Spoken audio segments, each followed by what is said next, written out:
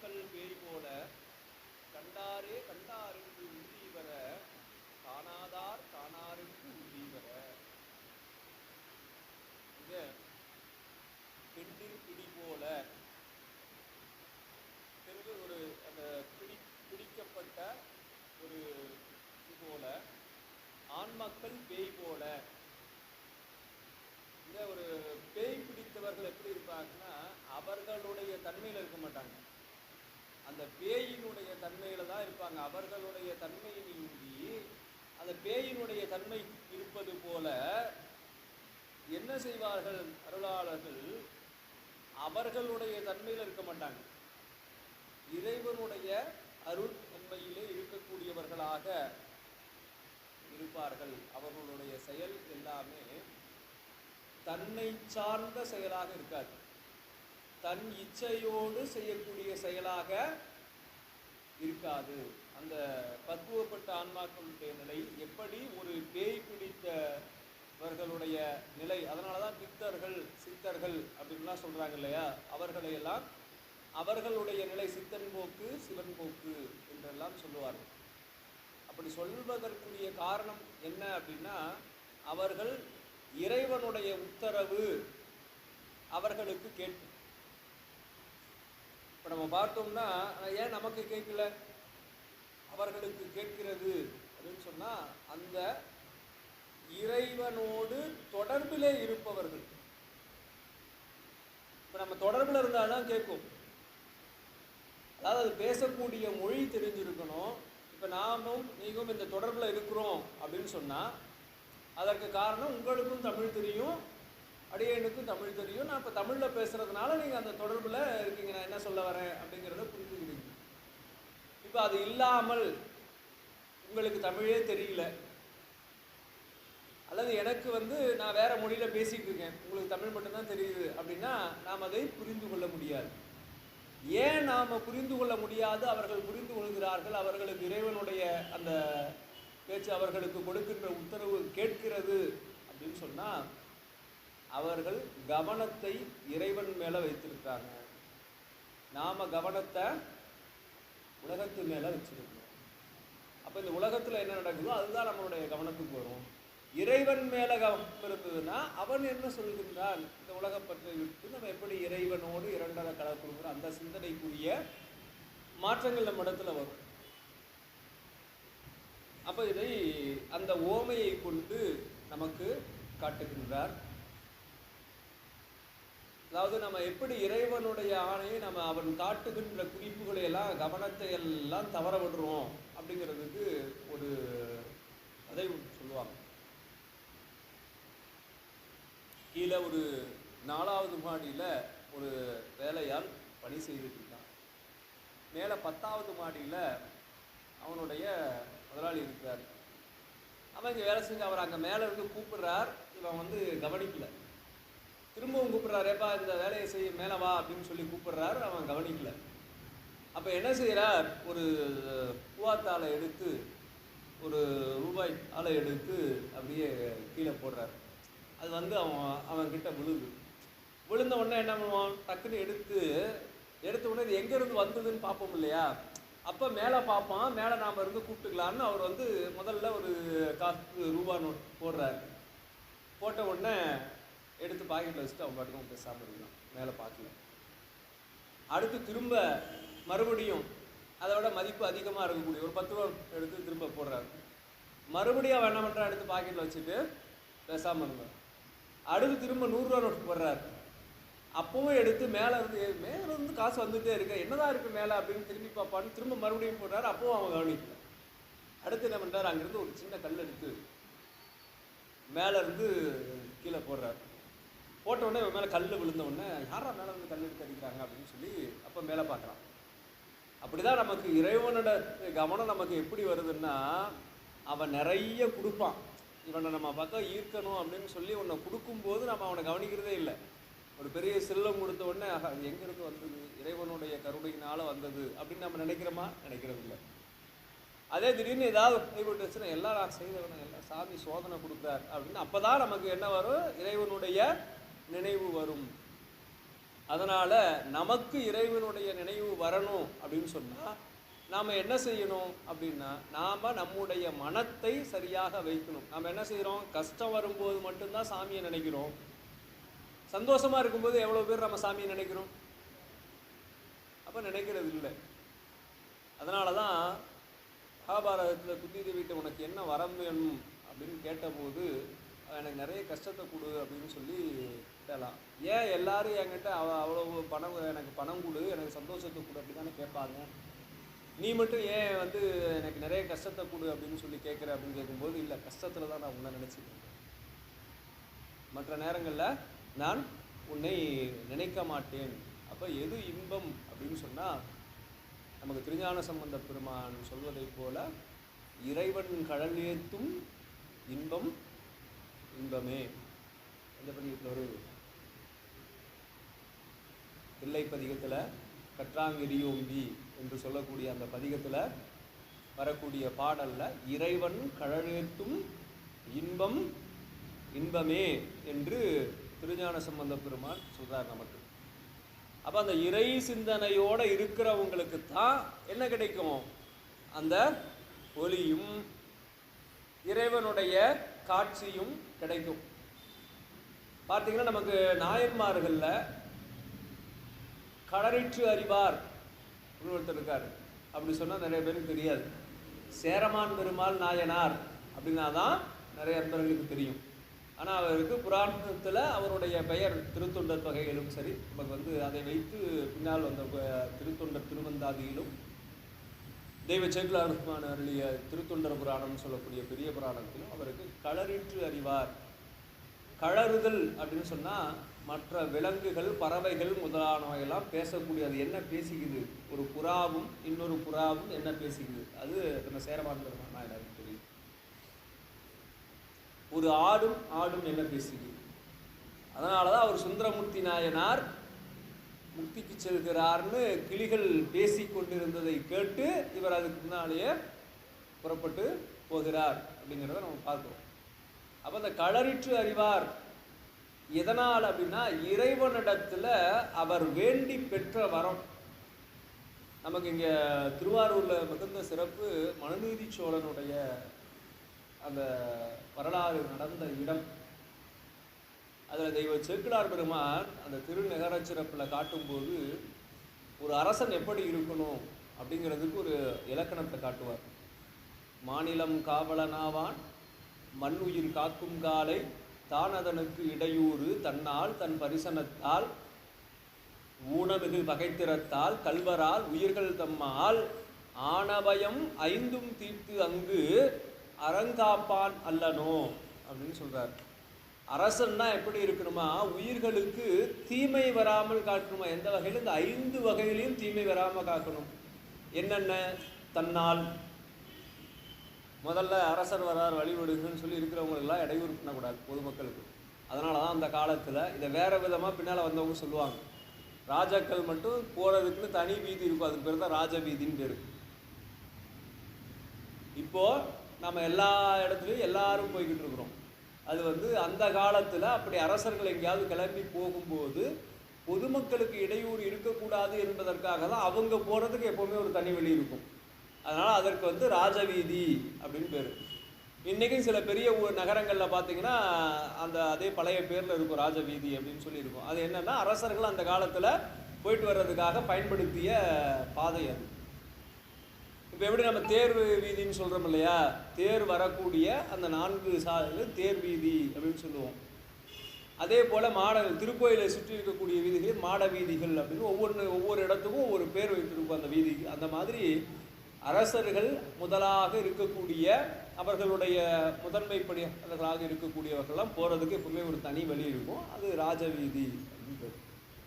அது மாதிரி இல்லாமல் பொதுமக்கள் செல்லக்கூடிய இடத்துல வந்து அரசர் வருகிறார் அப்படின்னு சொல்லியோ, அல்லது வந்து தன்னுடைய அரசாணையின் காரணமாகவோ, தன்னுடைய ஆட்சி திறத்தினுடைய காரணமாகவோ தன்னால் எந்த ஒரு இடையூறும் குடிமக்களுக்கு ஏற்படக்கூடாது.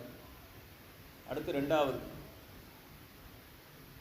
தன் பரிசனத்தால், அவரை சார்ந்தவர்களால், அரசனுடைய உறவினர்களாலேயோ அவர்களுடைய பணியாளர்களாலேயோ அரசு பணியாளர்களையோ மக்களுக்கு இடையூறு வராமல் காக்க வேண்டியது ஒரு அரசனுடைய கடமை. அடுத்து மூன்றாவது, ஊனமிகு பகைத்திறத்தால், பகை நாட்டு அரசர்களால் இந்த குடிமக்களுக்கு துன்பம் நேராமல் வலிமையான எல்லைகளை கொண்டு பாதுகாத்து அரசாட்சி நடத்தணும்.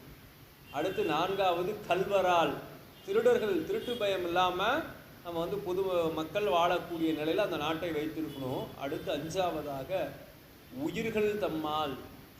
உயிர்கள் தம்மால் அப்படின்னா அக்ரிணை உயிர்களும் உயர்திணை உயிர்களும் அதில் அடங்கும். அக்ரிணை உயிர்கள்னால் என்ன? விலங்குகள் காடு சுற்றி இருக்கும், அன்றைக்கி நகரத்தை சுற்றி அந்த காட்டு விலங்குகள் அதிகமானால் அது நகரத்தை தாக்குறதுக்கு வந்துடும். அது மட்டும் இல்லாமல் நகரத்திலே ஒருத்தருக்கு ஒருத்தர், ஒரு உயிருக்கு இன்னொரு உயிர், இப்போ ஒருத்தர் இருக்கிறார், அவர் போய் பக்கத்து வீட்டுக்காரரோட நம்ம சண்டை போடுறதா, சண்டை போட்டு ஏதாவது வன்முறையில் இறங்கிடக்கூடாது. அதில் அந்த மாதிரி நடக்காமல் ஒரு நல்லாட்சி ஒரு அரசன் தரணும் அப்படின்னு சொல்லி நமக்கு அந்த பகுதியில் காட்டுறார். அப்படி நல்லாட்சி தரக்கூடிய அரசராக சேரமான் பெருமாள் நாயனார் இருக்க வேண்டும் என்பதற்காக இறைவனிடத்து வேண்டி, எந்த ஒரு உயிரினத்துக்கும் என்னால் இந்த தீங்கு வந்துடக்கூடாது, அதனால் அவை பேசக்கூடியது, அவை நன்றாக மகிழ்ச்சியாக இருப்பதை நான் கேட்க வேண்டும் அப்படிங்கிறதுக்காக எல்லாவற்றையும், எல்லா விலங்குகளும் பறவைகளும் பேசக்கூடியதை கேட்டு உணரக்கூடிய அறிவை நம்முடைய சேரமான் பெருமாள் நாயனார் பெற்றார். எதற்காக பெற்றார்னா, இப்படி நல்லாட்சி தர வேண்டும் என்பதற்காக பெற்றார் அப்படின்னு பார்க்குறோம். அதனால் அந்த மாதிரி இறை சிந்தனையிலே இருக்கக்கூடியவர்களுக்கு தான் என்ன கிடைக்கும்? இந்த ஒளி, இறைவன் சொல்லக்கூடிய ஒளி. அப்படிப்பட்ட சேரமான் பெருமாள் நாயனார் நாள்தோறும் தன்னுடைய ஆன்மார்த்த பூசையில் இறைவனுடைய பாத சிலம்பொலியை கேட்பார். அப்படி இறைவனோடு அவ்வளவு தொடர்பு, அவர் ஒவ்வொரு நாளும் அந்த பூசையை நான் ஏற்றுக்கொண்டேன் என்பதற்கு அடையாளமாக என்ன செய்வார்? பாத சிலம்பொலியை இறைவன் கொடுக்க அதை கேட்கக்கூடிய தன்மை உடையவராக சேரமான் பெருமாள் நாயனார் இருந்தார் என்பதை நம்முடைய தெய்வ சேக்கிழார் பெருமான் பெரிய புராணத்திலே நமக்கு எடுத்து காட்டுகின்றார். அதனால் அந்த நிலையில் இருக்கிறவங்க தான் அந்த இறைவனுடைய உத்தரவுகள், இறைவனுடைய ஆணைகள் அசகியாக அவர்களுக்கு கேட்கும். காணாதார் காணார் என்று உந்தீவர, அப்படி அல்லாதவர்களுக்கு அந்த நிலையை உணர்த்த முடியாது, பெற முடியாது. இப்போ நம்ம இங்கே உங்களுக்கு தெரிந்த மொழியில் சில செய்திகளை நான் உங்ககிட்ட சொல்லிட்டு இருக்கிறதுனால உங்களுக்கு புரியுது. இதே நான் இங்கே ஒரு பழத்தை எடுத்து கொண்டு வந்து வச்சு நான் சாப்பிட்டு இதனுடைய சுவை உங்களுக்கு எப்படி இருக்குன்னு கேட்டால் நீங்கள் எப்படி சொல்ல முடியும்? சாப்பிட்டா நான் தான் சொல்ல முடியும். அப்போது அதை உணர்ந்தவர்கள், சுவைத்தவர்கள், அவர்களுக்கு மட்டும்தான் அது தெரியும், மற்றவர்களுக்கு அது தெரியாது. நமக்கு மெய்கண்டார் சொல்லுவார், அவையடக்கத்தில் சொல்லும்போது, தம்மை உணர்ந்தார் தலைவனையும் உணர்வார்கள். முதல்ல தன்னை உணர்ந்தவர்கள் தான் தனக்கு தலைவன் யார் அப்படின்னு உணர்ந்து கொள்ள முடியும். அப்படி உணராதவர்கள் இங்கே இருக்க தேவையில்லை அப்படின்னு சொல்லி அந்த அவையில் அவர்களை விளக்குவார் அப்படிங்கிறத நம்ம பார்க்குறோம்.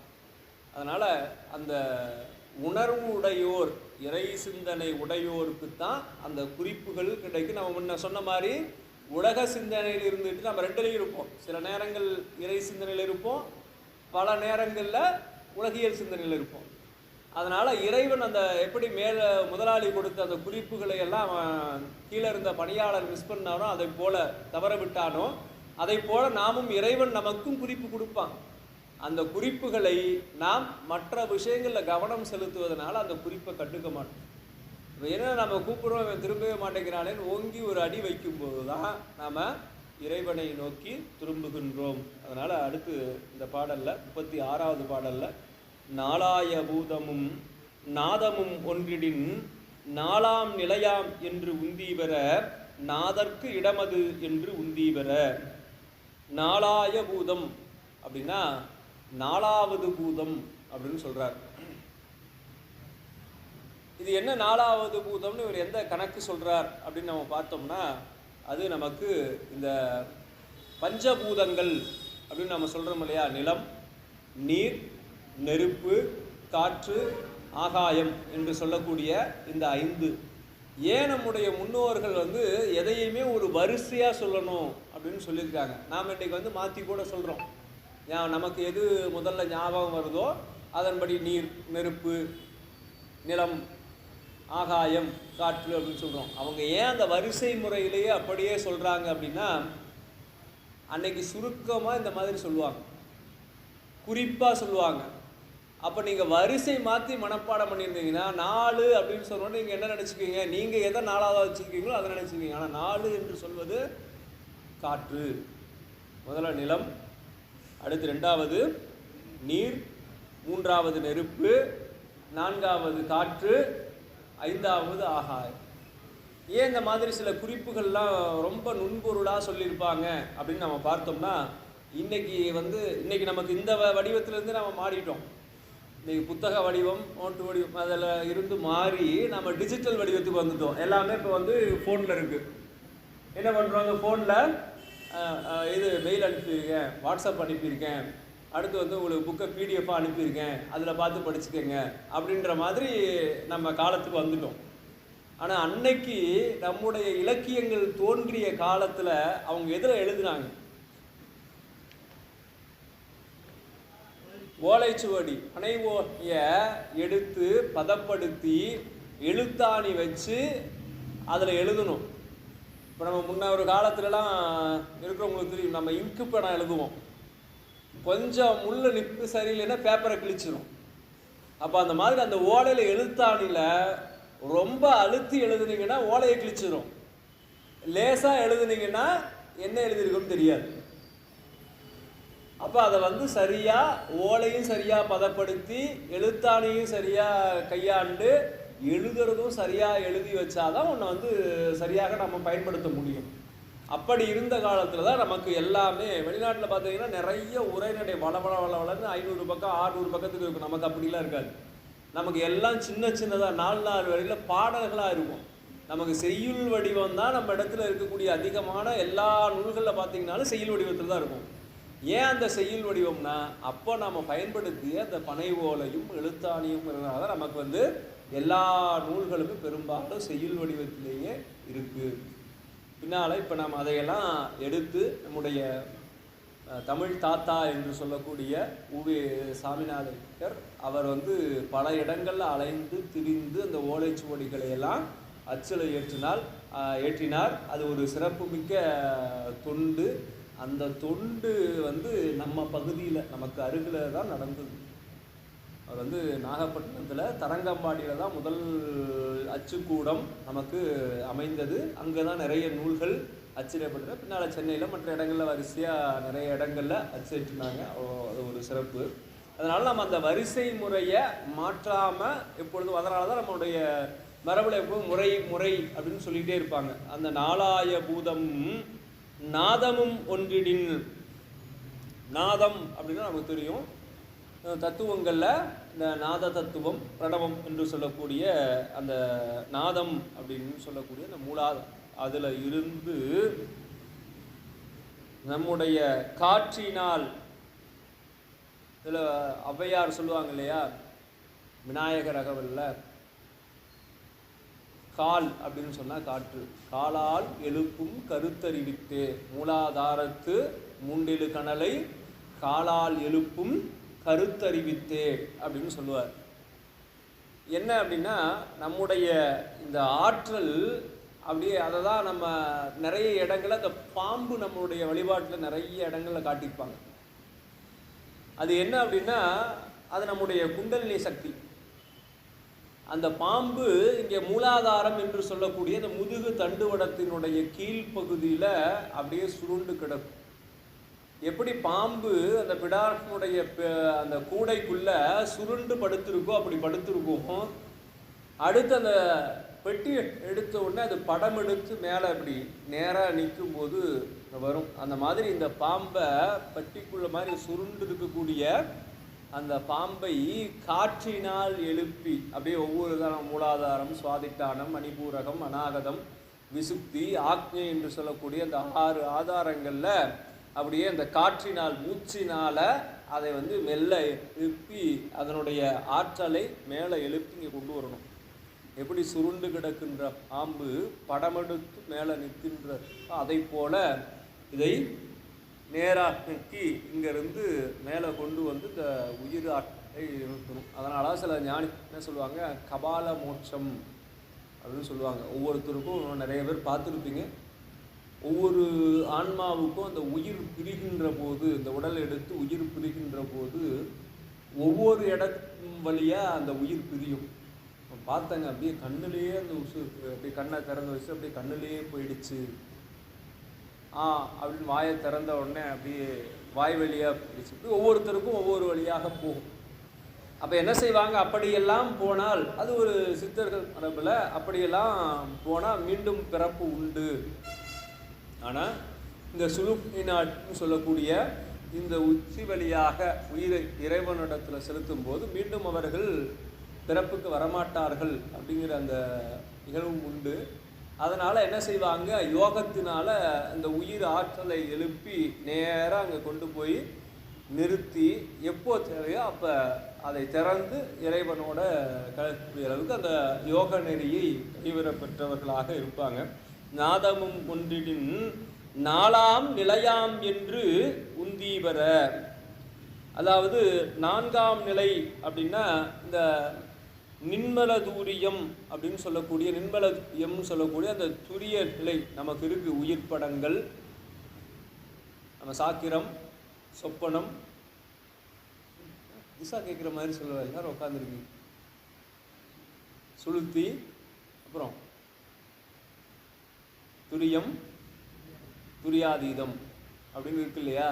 அதில் அந்த உயிர் ஆற்றல் கீழே இருந்து மேலே வரக்கூடிய அந்த நிலையை கொண்டு வந்து நான்காம் நிலையாக துரியம், சாத்திரம், சொப்பனம், சுளுத்தி, துரியம், துரியாதீதம் அப்படின்னு சொல்லக்கூடிய அந்த துரியை கொண்டு வந்து நிறுத்தி அதுக்கு அடுத்து துரியாதீதத்தின் வழியாக நேராக இறைவனிடத்தில் அந்த உயிருக்கு போய் சேர்க்கிறது. அந்த நாலாம் நிலை அப்படின்னு சொல்லக்கூடிய இந்த புருவ நடுவில் கொண்டு வந்து நிறுத்தக்கூடிய அதை சொல்கிறார். நாலாம் நிலையாம் என்று உந்தீவர நாதற்கு இடம் அது என்று உந்தீவர, அதுதான் சிவபெருமான் நடமாடி கொண்டிருக்கக்கூடிய இடம் என்று அந்த இடத்தை இங்கே காட்டுகின்றார். இதே பார்த்தீங்கன்னா நமக்கு என்னங்க என்னென்ன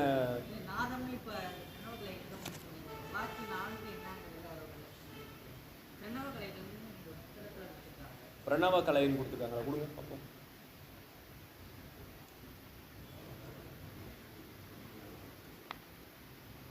எங்க இருக்கு நாதக்கலைன்னு கொடுத்துருக்காங்க. பாக்கி 4 என்னங்கிறது இந்த பிரணவ கலைங்கிறதுக்கு விளக்கங்கள் எனக்கு தெரியல. சரி சரி தான் நாங்களும் பார்த்துட்டு வரோம்.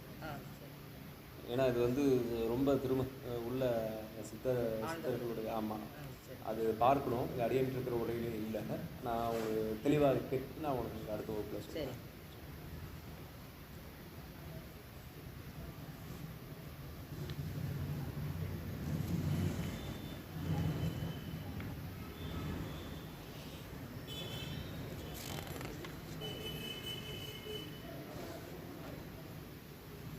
அடுத்து 37வது பாடல்ல சென்ற நெறியெல்லாம் செந்நெறியாம்படி நின்ற பரிசறிந்து உந்தீபர நீ செயல் செய்யாதே உந்தீபர. இப்போ இதை காட்டுறார். சென்ற நெறியெல்லாம் செந்நெறியாம்படி நின்ற பரிசு அறிந்து உந்தீபர. நெறியெல்லாம் அப்படின்னா அவன் பல்வேறு நெறிகளில் ஈடுபட்டு தான் இங்கே வந்திருக்கிறோம். படிநிலையில் பல்வேறு நெறிகளில் இருந்துட்டு அதற்கடுத்து தான் செந்நெறி என்று சொல்லக்கூடிய இந்த நெறிக்கு வரும். எந்த நெறி? சைவ சித்தாந்த செந்நெறி அப்படின்னு இந்த நெறிக்கு பேர்.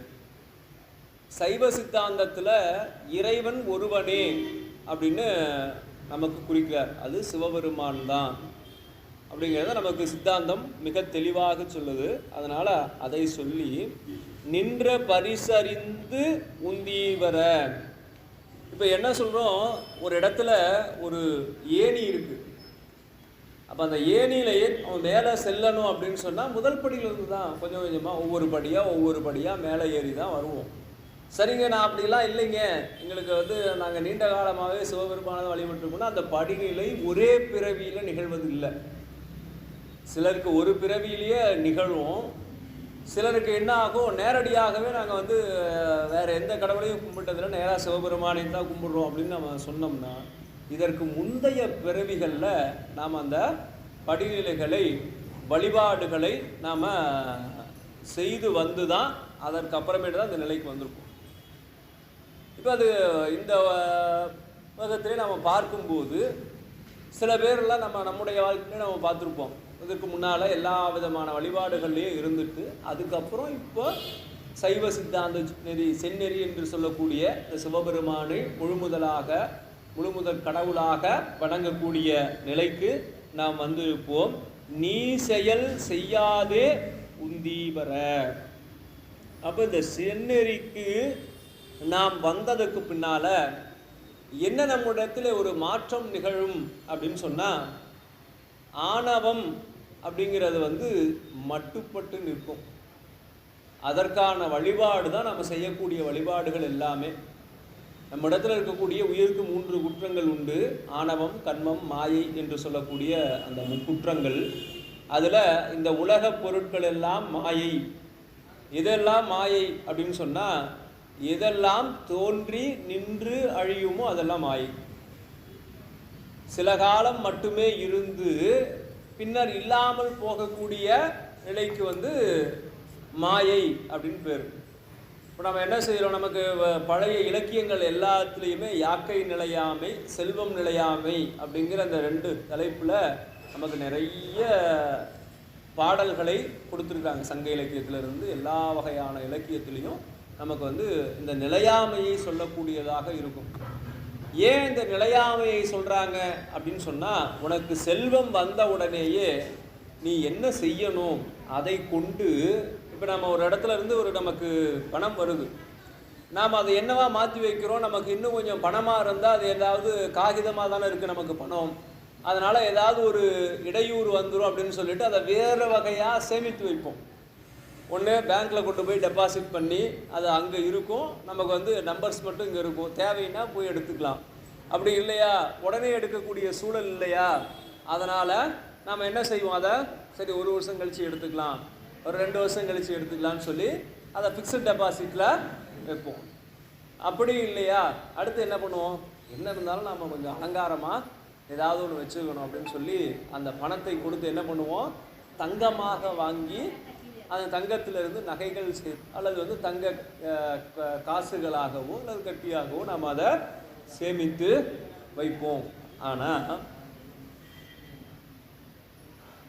என்ன சொல்கிறார் நம்முடைய சமயத்தில், ஒருவன் செல்வம் பெறுவது எதற்காக அப்படின்னு சொன்னால் இன்னொருவருக்கு கொடுப்பதற்காக. செல்வத்து பயனே ஈதல் அப்படின்னு திருவள்ளுவர் சொல்றார். ஒருவன் பொருள் பெற்றாங்கு வைப்பி அப்படின்னு சொல்றார். இப்படி நிறைய சான்றுகளை நம்ம நிறைய இலக்கியங்கள்ல இருந்து எடுத்து காட்டிகிட்டே போகலாம். ஏன் அதை சொல்றாங்க அப்படின்னா, இந்த செல்வத்தை எப்படி நம்ம பாதுகாக்க முடியாதுன்னு சொல்லிட்டு அதை கொண்டு போய் வேறொரு இடத்துல நமக்கு பாதுகாப்பாக வைக்கிறோமோ, அதை போல இந்த உலகத்துக்கு தேவையானதை மட்டும் செய்யாமல் அந்த உலகத்தில் நாம் போனால் பயன்படுத்துறதுக்குன்னு சொல்லி இந்த பணத்தை எப்படி நம்ம வெளியில் போனால் பயன்படுத்தலாம். ஏடிஎம் இப்போ வெளிநாட்டுக்கு போகிறோம், அப்போ என்ன பண்ணணும், முன்னாலேயே நம்ம ரிசர்வ் பேங்க்கில் சொல்லி நான் அந்த நாட்டுக்கு போக போகிறேன், அந்த நாட்டுடைய இங்கே ஏன்னா இந்திய ரூபாய் நோட்டு அங்கே செல்லாது, இன்னொரு நாட்டுக்கு போனோம்னா அப்போ அந்த நாட்டினுடைய ரூபாய் வாங்கணும் அப்படின்னா இங்கே போய் கொடுத்து அங்கே மாற்றி வச்சுக்கிறோம். அப்படிலாம் நம்ம செய்கிறோம் இல்லையா, அதை போல் அங்கே நாம் பயன்படுத்துறதுக்கு வேணும்னா இங்கேருந்தே முதல்ல அனுப்பி வைக்கணும். அதுக்கு பேர் தான் நம்ம அந்த செல்வ பெற்றதனால் வைத்து செய்யக்கூடிய புண்ணிய செயல்கள். அதை செய்து வைத்து கொள்ளணும் அப்படின்னு சொல்கிறார். அதுதான் நீ செயல் செய்யாது. இங்கே நீ செயல் செய்யாது அப்படின்னு சொல்கிறது, எதுவுமே செய்யாமல் அப்படியே உட்காந்துக்கலாமா, செயலே செய்யக்கூடாது அப்படியே இருந்துக்கலாம் அப்படின்னு சொன்னால், அப்படியே இருந்துட்டோம்னா என்ன நடக்காது, எந்த ஒரு இயக்கமும் இருக்காது. சரி, அதுக்காக நாம் போய் தேடி தேடி வினையை தேடி தேடி பிறந்துக்கிட்டே இருக்கணுமா அப்படின்னு சொன்னால் இல்லை, அதுவும் செய்ய முடியாது, இதுவும் செய்ய முடியாது. அப்போ என்ன செய்யணும் அப்படின்னா, நீ செயல் செய்யாதே அப்படின்னா நாம் போய் நாம உன்னை தேடி செய்யக்கூடாது. இறைவன் மேலே அந்த பயனை கொடுக்கணும். எதை செய்தாலும் சிவார்ப்பணம். இப்போ இன்றைக்கி ஒரு பொருள் ஒருத்தர் வராரு, ஐயா இந்தாங்க என்கிட்ட நிறையா இருக்குது, இப்போ வேறு ஒரு புதுசாக ஒரு நண்பர் என்கிட்ட ஏற்கனவே 10 விளக்கு இருக்குது, இப்போ வேறு புதுசாக ஒருத்தர் ஒரு விளக்கு கொண்டு வந்து கொடுத்துட்டாரு, நான் அதை வச்சு எப்படி பராமரிக்கிறது, இந்தாங்க நீங்கள் வச்சுக்கங்க அப்படின்னு ஒருத்தர் கொடுக்குறாரு. ஆகும்போது சிவார்ப்பணம். சிவபெருமான் கொடுத்தார் அப்படின்னு வாங்கிக்கணும். ஏன் அவர் கொடுத்தாருன்னு வாங்கினீங்கன்னா,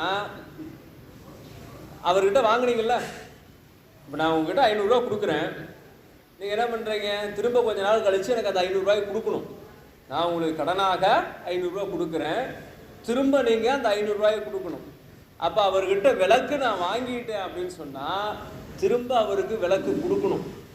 விளக்கோ அதற்கு நிகரான ஒரு பொருளோ நான் கொடுக்கணும். அப்படி இந்த முறை நான் கொடுக்காம போயிட்டேன்னா அவருக்கு விளக்கு கொடுக்கறதுக்காகவே திரும்ப அடுத்து ஒரு முறை பிறந்து வரணும். ஆனால் அதை வாங்கும்போது நான் அவர் கொடுக்குறாருன்னு நினைக்காம சிவார்ப்பணம், சிவபெருமானுடைய கருணை அப்படின்னு நினச்சி வாங்கிட்டேன்னா, ஒரு வேளை அந்த விளக்கை நான் இந்த முறை திருப்பி கொடுக்கல அப்படின்னு சொன்னால் கூட அது என்னவா மாறாது, எனக்கு அடுத்த பிறவியில் நீ விளக்கை திரும்பி கொடுத்தாகணும்னு இல்லை. இந்த பிறவிலே ஏதாவது ஒரு கோயிலில் போய் நான் விளக்கு வாங்கி வச்சுட்டேன்னா சிவாலயத்தில் கணக்கு நேராகிடும்.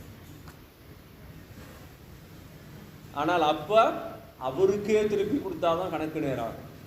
நான் எப்போ சிவார்ப்பணம்னு சொல்லி சிவபெருமான் கொடுக்குறாருன்னு கருணையால் கிடைக்குதுன்னு நினச்சி வாங்காமல் ஒரு தனிநபர் எனக்கு செய்கிறாருன்னு நினச்சி வாங்கிட்டேன்னா திரும்ப அவர்கிட்ட அதை கொண்டு போய் சேர்க்குற வரைக்கும் இது தொடர்ந்துக்கிட்டே இருக்கும். அதனால தான் பெரியவர்கள் பார்த்தீங்கன்னா, முன்னெல்லாம் அந்த பழக்கம் இருந்தது, இன்றைக்கி அந்த பழக்கம்லாம் கொஞ்சம் கொஞ்சமாக அழிஞ்சிட்டே வந்துடுச்சு. என்ன செய்வாங்க, ஒரு அறச்செயல் செய்தால் தங்களுடைய முன்னோர்கள் பேரில் பண்ணுவாங்க, அவருடைய நினைவாக. இப்போ நிறைய அறக்கட்டளைகள்லாம் பார்த்தீங்கன்னா அவருடைய நினைவு அறக்கட்டளை, அதன் மூலமாக இந்த செயல் படிக்கிற பிள்ளைகளுக்கு முதல் மார்க் எடுத்த பிள்ளைகளுக்கு பரிசு கொடுக்குறோம். இப்படி இதெல்லாம் ஏன் அவர்களுடைய பேரால் செய்கிறார்கள்னா, ஒருவேளை அந்த ஆன்மா இது மாதிரிலாம் செய்திருந்து மீண்டும் பிறவிக்கு வராங்க, அவங்க பேரால் இவர்கள் செய்வது. இன்னொன்று, நாம் செய்கிறோங்கிற நினைவில்லாமல் செய்கிறதுக்கு நம்ம முன்னோர்களுக்கு அந்த பயன் போய் சேரும். யார் பெயரால் செய்கிறோமோ அந்த பயன் போய் சேரும். இதனால தான் என்ன கேட்கிறார் நாவுக்கரசர், அப்பூதியடிகள் நாயனார், இப்போ அடுத்து குரு பூஜை வரப்போகுதுன்னு, அப்பூதியடிகள் நாயனாருடைய வரலாற்றில் அவர் எல்லா அறச்செயல்களையும் அவர் பேரில் பண்ணல, அவர் யாரை குருவாக நினைத்தாரோ அந்த திருநாவுக்கரசு பெருமான் பேரில் தான் பண்ணுறார்.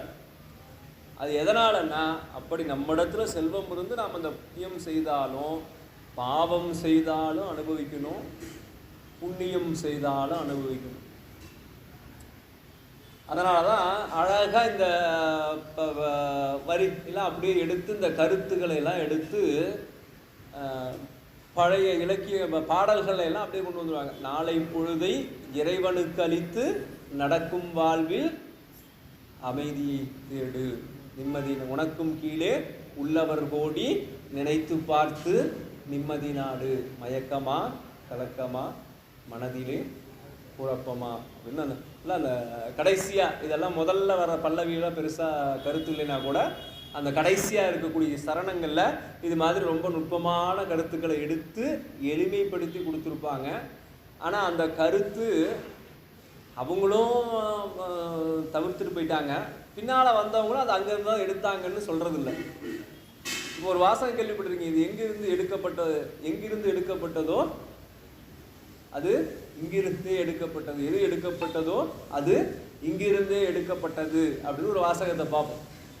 அப்படி நீங்கள் எடுத்து எதை தேடினீங்கனாலும் அது நம்முடைய அருளாளர்கள், அது நம்முடைய சிவபெருமான் முதல்ல செய்த நிகழ்வு தான். அது நம்முடைய இலக்கியங்கள்லேருந்து நம்முடைய வரலாற்றிலிருந்து தான் அதை பின்னால் மற்றவர்கள் எடுத்திருப்பார்கள் என்பதெல்லாம் நம்ம நிறைய சான்றுகளில் நாம் பார்க்க முடியும். அதை தான் நீ செயல் செய்யாதே அப்படிங்கிறது வாங்கி வச்சுட்டு எந்த செயலுமே செய்யாமல் இருப்பதில்லை. செயல் செய்யணும், ஆனால் அந்த செயலினுடைய விளைவை என்ன பண்ணணும்? இறைவனுக்கு கொடுத்துடணும். அப்படி இருக்கக்கூடியதாக தன்முனைப்பினால் எந்த செயலும் செய்யாமல் இறைவன் இட்ட பணி அப்படின்னு ஒவ்வொன்றையும் செய்யக்கூடியதாக இந்த இயல்புக்கு நம்மை கொண்டு வருவது தான் இந்த செந்நெறி. அடுத்து 38வது பாடல். பொற்கொள் கொண்டு வரகுக்கு உழுவது என் அக்கொழு நீ அறிந்து உந்தீபர அறிந்து அறியாவண்ணம் உந்தீபர. சரி, இங்க திரும்பவும் அதே கருத்தை தான் வலியுறுத்துறார். என்ன சொல்றார்? அங்க ஒரு சான்று சொன்னார், இங்க இன்னொரு சான்று சொல்லி நமக்கு விளக்குறார். என்னன்னா, பொன்னால ஒரு கலப்பை செய்து, தங்கத்தால கலப்பை செய்து அதை மண்ணில் போட்டு உழுது அதில் யாராவது வரகு பயிரிடுவாங்களா? கேட்கிறார். பொற்கொழு கொண்டு வரகுக்கு உழுவது, அதனால தங்கம் தேய்ச்சி போயிடும். ஆனால் வரகு தங்கத்துக்கு நிகரான பொருளா அப்படின்னா இல்லை. அதனால அதை ஏன் செய்யறோம் அப்படின்னு கேட்கிறார். பொன்னை விட மதிப்பு குறைந்த வரகை பயிரிடுவதற்காக இந்த பொன்னை கொண்டு போய் யாராவது மண்ணிலே போடுவார்களா அப்படின்னு கேட்கிறார். இது என்ன இன்னும் எளிமையாக புரியணும்னா, ஒரு கதை இருக்கு. ஒரு பிச்சைக்காரன், அவங்க வந்து பரம்பரையாக அந்த ஊரில் பிச்சை எடுத்துகிட்டு இருக்காங்க. பாருங்க, பரம்பரை தொழிலில் வந்து பிச்சை எடுத்துகிட்டு இருக்காங்க. ஒரு ஓடு கையில் வச்சுருக்காங்க. அந்த பக்கம் ஒரு துறவி வரார். இவனை பார்த்து ஒரு பரிதாபப்பட்டு, என்னப்பா என்ன இது இப்படி இருக்க, என்ன இப்படிலாம் அழுக்கப்படுது, இப்படிலாம் இருக்க, ஒரு நல்லா இருக்க வேண்டாமா அப்படின்னு சொல்லிட்டு என்ன பண்ணுற அப்படின்னு சொல்லி பார்த்தா, அவன் கையில் ஒரு பாத்திரம் இருக்கு. அதை பார்க்குறாரு. அதை பார்த்தோன்னே கொண்டா இது அப்படின்னு. ஐயா எதுக்கு இது கேட்குறீங்க? இது ஒன்று தான் நான் வச்சுருக்கிறேன், இதை தான் நான் பிச்சை எடுத்து சாப்பிட்டுட்டு இருக்கிறேன், இதை போய் கேட்குறீங்களே, ஒன்றும் இல்லை நான் திருப்பி கொடுத்துட்றேன் கொடு அப்படின்னு சொல்லி அந்த துறவி வாங்குறார். வாங்கி அப்படியே பார்த்துட்டு அது அப்படியே ரொம்ப கருப்பாக இருக்குது. ஏன்னா தலைமுறையாக அதில் தானே பிச்சை எடுக்கிறாங்க. அதனால் பயங்கரமாக அழுக்கேறி போய் கிடக்குது. என்ன செய்கிறார்? வாங்கி பக்கத்தில் இருந்த ஒரு கை எடுத்து, இந்த நம்ம உலகாரம் செய்கிற அந்த மாதிரி கை எடுத்து அப்படியே அந்த பிச்சை பாத்திரம் சுரண்ட ஆரம்பிக்கிறார். ஐயா இது வந்து உடைச்சிடாதீங்க, எனக்கு வேறு எதுவுமே பொருள் இல்லை அப்படின்னு சொல்லும்போது அவருக்கு இரு அப்படின்னு சொல்லி அதெல்லாம் சுரண்டுனா அது தங்க பாத்திரம். இது எப்படி உங்களுக்கு வந்ததுன்னா, எங்கள் தாத்தாவோட அப்பா காலத்தில் யாரோ ஒரு துறவி கொடுத்துட்டு போனார், அதை வச்சு பிழைச்சிக்கங்கன்னு சொல்லி. அட பாருங்க, அந்த தங்கத்தை கொண்டு போய் விற்று பெரிய பணக்காரங்களாக 3-4 தலைமுறைக்கு வாழ வேண்டிய நீங்கள், அவர் இதை வச்சு பிழைச்சிக்கோன்னு சொன்னதை தப்பாக புரிஞ்சுக்கிட்டு பிச்சை எடுத்து 3 தலைமுறையாக பிழைச்சிட்டு இருக்கீங்களே அப்படின்னு சொல்லி அந்த துறவி கேட்டார். அந்த மாதிரி நமக்கு வந்து இறைவன் நம்மனா கேவலத்தில் உயிர்கள் இருளில் கிடக்கும்போது இப்படி கிடக்க வேண்டாம், ஒளியாகிய தன்னை வந்து அடைய வேண்டும் என்பதற்காக என்ன செய்கிறார்? நமக்கு கருவி கரணங்கள் அப்படின்னு இதை கொடுத்து அனுப்புகிறார். தனு கரண புவன போகங்களை கொடுத்து அனுப்புகிறார். நீ போ, இந்த பூமிக்கு போ, வழிபாடு செய்யி, தன்முனைப்பில்லாம் ஆளு, அதன் மூலமாக என்னை வந்து அடைன்னு சொல்லி இந்த பிறவியை கொடுத்து அனுப்புகிறார். ஆனால் நாம் அதை தவிர மீதி எல்லாத்தையும் செய்து கொண்டிருக்கிறோம் அப்படின்னு அதை இங்கே கேட்டார். அதை தான் இந்த பொற்கொழுங்கிறது எது அப்படின்னா, நமக்கு கிடைத்த இந்த பிறவி. இதை வச்சுட்டு நாம் என்ன செய்கிறோம்? அழியாத நிலையாகிய சிவபெருமான் திருவடிக்கு போகிறத விட்டுட்டு என்ன பண்ணிட்டு இருக்கிறோம்? பொன்கலப்பையை கொண்டு வரகுக்கு உழுவதை போல இங்கே நான் தான் எனக்கு தான் எல்லாம் அப்படின்னு சொல்லி பேசி நடந்து கொண்டு என்னென்னலாம் அடுத்தவங்க பக்கத்து நிலத்தில் இவனுக்கு 2000 சதுரடி இருக்கு இடம், அவனுக்கு இருக்கிறதே 200 சதுரடி தான். அதில் போய் 20 சதுரடியை பிடுங்கினாதான் இவனுக்கு வந்து மனசே நிம்மதியாகும். அப்படி இருக்கிறாங்க. உனக்கு தான் 2000 இருக்கு, அதுக்குள்ளே அடிவிட அவன் வந்து பார்க்காம விட்டான்னா இருக்கிற இடத்தையெல்லாம் சேர்த்து அப்படியே கட்டி நம்ம என்ன வாழ கடைசியாக என்ன பண்ணுவாங்க? ஆறுக்கு 2ல் போட்டு, அதுவும் நமக்கு மட்டும் இல்லை, முன்னால் எத்தனை பேர் இருக்கிறாங்க, நமக்கு பின்னால் எத்தனை பேரை போகிறான்னு தெரியாது. அதுக்கு தான் இத்தனை அதனால் அதையெல்லாம் நான் சொல்லி யான் எனது அற்ற இடமே திருவடியாம். இது 2ம் இல்லாமல் யார் இருக்காங்களோ அவங்க தான் இறைவனுடைய திருவடியை பற்ற முடியும் அப்படின்னு நமக்கு அருளாளர்கள் சொல்வதை போல, அக்கொழு நீ அறிந்து உந்தி பெற. அந்த பொன்கொழு எது, நான் இங்கே சொல்கிறேன் இல்லையா, பொன்கொழுவை வச்சு வரகுக்கு உழுவதுன்னு நான் சொல்கிறேன். அந்த உதாரணத்தில் பொன்கொழு எது அப்படின்னா அது நீ அப்படின்னு சொல்கிறார். அக்கொழு நீ அறிந்து உந்தி பெற, அறிந்து அறியாவண்ணம் உந்தி பெற. இப்போ அதனால் இந்த பிறப்பை நீ வீணாக்காமல் சிறப்புடையதாக நீ ஆக்கிக் கொள்வாயாக. நிலையில்லாததை கொண்டு நிலையானதை பற்றி கொள்ளுதல் சொல்கிறாங்க இல்லையா. என்ன அப்படின்னா, மானிட பிறவி தானும் வகுத்தது மனம் வாக்கு காயம் ஆனிடத்து 5ம் ஆடும் அரண்பணிக்காக அன்றோ. நமக்கு இந்த பிறவி எதுக்கு கொடுத்துருக்கு அப்படின்னு சொன்னால், இறைவனுக்கு தொண்டு செய்வதற்காக தான் நமக்கு கொடுத்துருக்கிறது. திரு அங்கமாலையில் வருது இல்லையா, தலையை நீ வணங்காய் தலை மாலை தலைக்கணிந்து.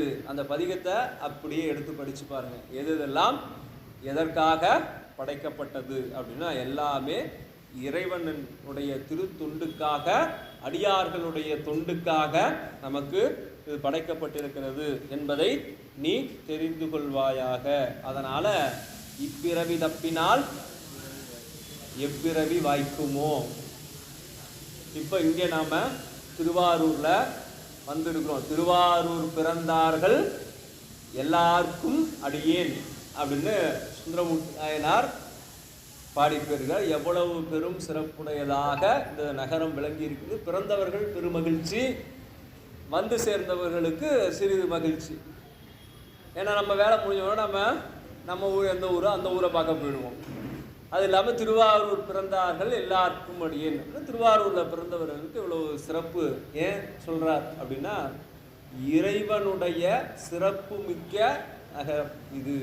அதனால் இதில் திருவாரூரில் பிறக்க முக்தி அப்படின்லாம் நமக்கு நகரத்தில் சொல்கிறாங்க. அப்படிப்பட்ட இந்த இடத்துல வந்து பிறந்துட்டு நாம் என்ன செய்யக்கூடாது, வேறு எதையாவது தேடி போய் வீணாக கழிந்து விடக்கூடாது. நம்ம இதே வேறு எங்கேயாவது நம்ம பிறந்தோம்னா, அல்லது வேறு எந்த உயிரினமாகவாவது பிறந்தோம்னா, என் மனிதராகவே பிறக்கட்டும், மனிதராகவே பிறந்தாலும் நாம் இந்த தமிழ்நாட்டை தாண்டி, இந்த இடத்தை தாண்டி, நம்முடைய சித்தாந்த சைவ சித்தாந்த செந்நெறியை தாண்டி இருக்கக்கூடிய இடத்துக்கெல்லாம் போனோம்னா என்ன நிலைமையில் இருப்போம் யோசிச்சு பாருங்க. கொஞ்சமாக நம்ம சிந்தித்தோம்னா, இதே சீனாவில் பிறந்தோம்னா, இப்போ நம்ம இங்கே பிறந்ததுனால ஏதோ அசைவம் சாப்பிட்டா கூட ஏதோ அந்த ஆடு கோழியோட விட்டுறாங்க. இதே சீனாவில் போனேன்னா கரப்பாம்பூச்சியிலேருந்து புழு என்னென்ன இருக்கோ அத்தனையும் வேக வச்சிடல. அப்போ அங்கே போய் நாம் பிறந்திருந்தோம்னா நாம் இல்லைங்க நாங்கள் அசைவம்லாம் சாப்பிட்றது அப்படின்னு சொல்ல முடியுமா? சொல்ல முடியாது. ஆனால் இங்கே பிறந்திருக்கும் போது நம்ம சொல்லலாம். அடுத்து ஒரு விலங்கா பிறந்து, ஒரு சிங்கமாக பிறந்துட்டு, ஒரு புலியாக பிறந்துட்டு, இல்லைங்க நான் சைவம் தான் சாப்பிட்றது, புல்லு பூண்டு அதுதான் சாப்பிடுவேன், புளி பசித்தாலும் புள்ளை தின்னாது. அப்போ அந்த பிறவிக்குரிய குணம் இருக்கும். அப்போ இந்த பிறவியில் நாம் சரியான வகையில் இறைவனை பிடித்து போய் சேரல அப்படின்னு சொன்னால், அடுத்த பிறவியில் வேறு வகையாக நாம் பிறந்துட்டோம்னா, ஒரு சிங்கமாவோ ஒரு புலியாவோ இல்லை சீனாவையோ வேற எங்கேயாவதோ போய் பிறந்துட்டோம்னா திரும்ப இந்த நன்னெறிக்கு வர்றதுக்கு பலகாலம் நம்ம உழைக்கும். அப்போ உணவுல இருந்து நம்ம எல்லா இடத்துலையும் பாவம் செய்யாமல் தான் பல முறை நமக்கு 84 லட்சம் யோனி பேதம் சொல்கிறாங்க இல்லையா. புல்லாய் பூடாய் புழுவாய் மரமாகி பல்விருகமாய் பறவையாய் பாம்பாகி கல்லாய் மனிதராய் பேயாய் கணங்களாய் வல்லசுரராகி முனிவராய் தேவராய் செல்லா நின்ற இத்தாவர சங்கமத்துள் எல்லா பிறப்பும் பிறந்தளித்தேன். இந்த ஒவ்வொரு முறை பிறக்கும் போதும் நாம் 84 லட்சத்தில் குறைஞ்சபட்சம் 83 லட்சமாவது கிராஸ் ஆனால் தான் இங்கே வர முடியும். இது ஒரு சுற்று. அதே போல உயிர்கள் வரிசையாக ஓரறிவில் இருந்து ஓரறிவு உயிர், ஈரறிவு உயிர், மூவறிவு உயிர், நான்கறிவு உயிர், ஐந்தறிவு உயிர், இப்போ 6 அறிவு அப்படின்னு நமக்கு சொல்லிக்கிறோம். நாம் இந்த 6 அறிவு உயிர் வரைக்கும் வர்ற வரைக்கும் உயிர்கள் அப்படியே திரும்ப 6 அறிவுக்கு அப்புறமேட்டு அதை விட மேம்பட்ட நிலைக்கு போகுமா அப்படின்னா போகாது. நம்ம சித்தாந்தத்தில் என்ன சொல்றாங்க அப்படின்னா, உயிர்கள் அச்சு மாறியே பிறக்கும். இப்போ 6 அறிவுல இருக்கிறது திடீர்னு ஓரறிவுள்ள உயிராக அடுத்து பிறக்கும். நமக்கு உமாபதி சிவம் அவர்களுடைய திருவரலாற்றில் நமக்கு வருது இல்லையா, அவர் என்ன செய்கிறார், பெட்ரான் சாம்பனுக்கு முக்தி கொடுத்த உடனே இல்லை இவர் ஏதோ பண்ணி எங்கள் வீட்டுக்காரரை கொண்டுட்டாருன்னு சொல்லி அந்த அம்மா அவங்களுடைய உறவினர்கள்லாம் போய் அரசனிடத்தில் முறையிடுறாங்க. அப்போ அரசன் இல்லைங்க, நான் இறைவன் சொன்ன ஆணைப்படி நான் அவனுக்கு முக்தி கொடுத்துட்டேன் அப்படின்னு சொன்னால், அப்போ இங்கே இருக்கிறவங்க யாருக்காவது முக்தி கொடுத்தாதான் நம்புவேங்க. அப்போ என்ன செய்கிறார், முக்திக்குரிய பக்குவ ஆன்மா எது இருக்குது அப்படின்னு சொல்லி பார்க்கும்போது அங்கே சிவபூசை செய்த நீரை ஊற்றுகின்ற அந்த முள்ளி செடிக்கு முக்தி பெறக்கூடிய பக்குவம் இருக்குது. அது செடி தான், ஓரறிவுள்ள உயிர் தான். அப்போ அச்சுமார் எப்போ 6 அறிவில் புண்ணியங்கள் எல்லாம் செய்து ஏதோ ஒரு காரணத்தினால, ஒரே ஒரு காரணத்தினால, ஏதாவது ஒரு காரணத்தினால திரும்ப மீண்டும் பிறப்புக்கு வந்து அப்போ திரும்ப உமாபதி சிவம் அவர்களால் அந்த முள்ளி செடியாக இருந்தது இந்த அரசனுக்கு சான்று காட்டணும் அப்படிங்கிறதுக்காக இந்த செடிக்கு முக்தி கொடுக்குறேன்னு சொல்லி அவர் அங்கிருந்து அந்த அச்செழுத்தை சொல்ல, அந்த செடியிலேருந்து நல்லா கவனமாக பாருங்கள், அதுலேருந்து ஒரு ஒளி கிளம்பி மேலே போகும்னு சொல்லி அதை எல்லாருக்கும் காட்டுறாரு. அப்போ அவங்க இவர் பெட்ரான் சாம்பனுக்கு முக்தி கொடுத்தது உண்மைதான் அப்படின்னு உணர்ந்து கொண்டு அவரை அந்த வழக்கிலிருந்து விடுவிக்கிறார்கள் அப்படிங்கிறத நம்ம பார்ப்போம். அப்போ உயிர்கள் என்ன பண்ணும், அச்சு மாறி பிறக்கும். திடீர்னு ஒரு விலங்காக பிறந்து நம்ம இத்தனை பெரிய புண்ணியம் செய்ய முடியுமா? இப்போ பார்த்தீங்கன்னா நமக்கு அருகில் இருக்கக்கூடிய பல திருத்தலங்களில் பல விலங்கினங்கள் வழிபாடு செய்து தான் பார்க்குறோம். நமக்கு இங்கேருந்து கொஞ்சம் தூரத்தில் கூட கும்பகோணம் செல்லக்கூடிய வழியில் இதில் கரவீரம் அப்படிங்கிற இடத்துல கழுதை வழிபாடு பண்ணியிருக்கு. நாம் கழுதையாக பிறந்தா சிவபெருமானை வழிபாடு பண்ணணும்னு நமக்கு தோணுமா? உறுதியாக சொல்ல முடியாது. அப்போ என்ன செய்யணும், இந்த பிறவியில் இப்போ கிடைத்த இந்த வாய்ப்பை சிவபெருமானை வழிபடுவதற்காகவும் இந்த நிலையில்லாத உடலை கொண்டு திரும்ப மீண்டும் பிறவாமல் இருக்கக்கூடிய நெறிக்கு, அந்த பிறவா நெறி நிலையான அந்த நிலைக்கு நாம் செல்ல வேண்டும் அப்படின்னு இங்கே நமக்கு சொல்லுகின்றார். அடுத்து 39வது பாடல். அது இது என்னாது அனைத்து அறிவாகும், அது இது என்று அறிந்து உந்தீபெற அவிழ்ந்த சடையான் என்று உந்தீபெற. இப்போ இறைவன் நமக்கு ஒவ்வொன்றையும் சுட்டி அறியக்கூடிய பொருள் நம்ம சொல்கிறோம். அதனால் நம்ம அந்த விரலுக்கு சுட்டு விரல் இப்படி தான் நம்ம சொல்லுவோம். அதாவது அதனால் இந்த விரலுக்கு சுட்டு விரல் அப்படின்னு பேர். நாம் அவன்தான்னு காட்டி கொடுத்து இதை என்ன சொல்கிறோம், ஆள்காட்டி விரல் அப்படின்னு சொல்கிறோம். இதை ஆள்காட்டி விரல் இல்லை, அது நம்ம இப்போ பழக்கத்தில் வந்துருச்சு. ஒரு பொருள் அது அக்ரிணியாக இருக்கலாம், உயர்தனையாக இருக்கலாம், எதுவாக இருந்தாலும் அதை சுட்டி காட்டக்கூடிய விரல் அப்படிங்கிறதுனால இதுக்கு சுட்டு விரல் அப்படின்னு பேர். அது இது என்னாது அனைத்து அறிவாகும். நமக்கு என்ன அறிவு அப்படின்னா, ஒவ்வொன்றையும் சுட்டி அறியக்கூடிய அறிவு தான் நம்முடைய அறிவு. யாராவது ஒருத்தர் இப்போ திடீர்னு நம்ம இது வரைக்கும் ஃபோனே பார்த்ததில்லை, அப்போ ஒருத்தர் கொண்டு இதை காட்டுறாரு, என்னது இது வித்தியாசமாக இருக்குது அப்படின்னா, இதுதான் ஃபோன் அப்படின்னு அதை சுட்டி காட்டணும். இன்றைக்கி குழந்தைங்க தான் நமக்கு சொல்லி கொடுக்குறாங்க. இதில் இந்த ஆப் இருக்குது, இந்த கேம் இருக்குது, இதை இப்படி பண்ணணும், அதை அப்படி பண்ணணும்னு சொல்லி நம்ம வாங்கி வைக்கிறதோட சரி. அப்படி என்ன செய்யறோம், நம்ம ஒவ்வொன்றையும் சுட்டி காட்டி ஒருவர் சொல்லி கொடுத்து தெரிந்து கொள்ளக்கூடிய அறிவு தான் நம்முடைய அறிவு. அதுவும் நிலையாக இருக்குமானா மறந்துடும். இப்போ இன்றைக்கி வகுப்பில் அவர் ஒரு கேள்வி கேட்டிருக்கிறார், அடுத்த வகுப்பு வரும்போது அதுக்குள்ளே நான் கேள்விக்கு விடைய எழுதிடுவோம். இல்லைன்னா அவர் ஐயா பார்த்தீங்களா அப்படின்னா, சாமி மறந்துட்டேன். அப்போ நமக்கு ஏற்படக்கூடிய அந்த அறிவு என்ன ஆகும் அப்படின்னா, மறதி அப்படிங்கிற ஒன்று நம்மை மறந்து நம்முடைய அறிவை செயல்படாமல் மறைத்து விடும். இல்லைன்னா அந்த செல்ஃபோன் கொஞ்சம் நாளில் அழிஞ்சு போயிடும். அப்புறம் நமக்கு என்ன ஆகும்? உலகத்துக்கு ஒரே ஒரு ஃபோன் தான் இருக்குது, அதை எல்லாரும் பார்த்துட்டு இருந்தோம், திடீர்னு அது அழிஞ்சு போச்சு. ஒரு வருஷம் 2 வருஷம் கழிச்சு செல்ஃபோன் ஒன்று இருந்தது அப்படின்னா, அப்படியா இருந்ததா அப்படின்னு கேட்போம். ஆனால் இன்றைக்கி எல்லாரும் நம்ம பாக்கெட்டில் வச்சுருக்கனால ஆமாம் அது இருக்குது, இல்லைன்னா தேடணும் எங்கே காணும் அப்படின்னு சொல்லி. அது இது என்று ஒவ்வொன்றையும், இது ஒரு உதாரணத்துக்காக நம்ம செல்ஃபோனை சொல்கிறோம். அடுத்து பார்த்தீங்கன்னா இந்த உலகத்து பொருட்களும் சரி, இந்த உலகத்தில் இருக்கக்கூடிய எல்லா அறிவையும் நாம் பெறுவது எப்படி அப்படின்னா, ஒருவர் சுட்டிக்காட்ட அறிந்து கொள்வோம் அப்படிங்கிறது தான் அந்த ஏகதேச அறிவு அப்படின்னு அதுக்கு பேர். ஒவ்வொன்றையும் நமக்கு யாராவது ஒருத்தர் சொல்லி கொடுத்துருக்கோம். நம்ம சின்ன குழந்தையிலேருந்து இலக்கியத்தில் போலச் செய்தல் அப்படின்னு சொல்லுவாங்க. நம்ம அப்பா அம்மா, நம்ம சுற்றி இருக்கிறவங்க, அவங்கெல்லாம் என்ன செய்கிறாங்க அப்படிங்கிறதையெல்லாம் நம்ம பார்த்து பார்த்து வளர்ந்து தான் ஒவ்வொரு செயலும் நாம் செய்கிறோம். அதனால் அதை நல்ல செயல்களாக பார்த்து, ஒரு தொண்டு செய்யக்கூடியவர்களை பார்த்து இது போல நாமும் தொண்டு செய்யணும். இறைவனுக்கு பணிவிடை செய்கிறாங்களா, குருநாதருக்கு பணிவிடை செய்கிறாங்களா, அதை பார்த்து நாமும் செய்யணும் அப்படின்னு சொல்லி விருப்பப்பட்டு நம்ம அந்த பணிகளை செய்ய வேண்டும். அப்படி சொல்றார். நமக்கு இருக்கக்கூடிய அறிவு அப்படி. ஆனால் இறைவனுக்கு இருக்கிற அறிவு, அவன் பேரறிவுடையவன். அவனுடைய எண்குணத்தில் பேரறிவுடைமை அப்படின்றது ஒன்று இருக்கு. அப்ப இறைவன் என்ன செய்கிறான்? இந்த உலகம் மட்டும் இல்லை, இன்னும் எத்தனை உலகங்கள் இருக்கோ அத்தனை உலகங்களிலும் 14 உலகங்கள், 1008 அண்டங்கள், 224 புவனங்கள், இது எல்லாவற்றிலும் எல்லா நேரத்திலும் நடக்கக்கூடியதை அறியக்கூடியவனாக இறைவன் இருக்கிறான் அப்படிங்கிறத நாம உணர்ந்திருக்கோம். அது இது என்று உந்தீவர.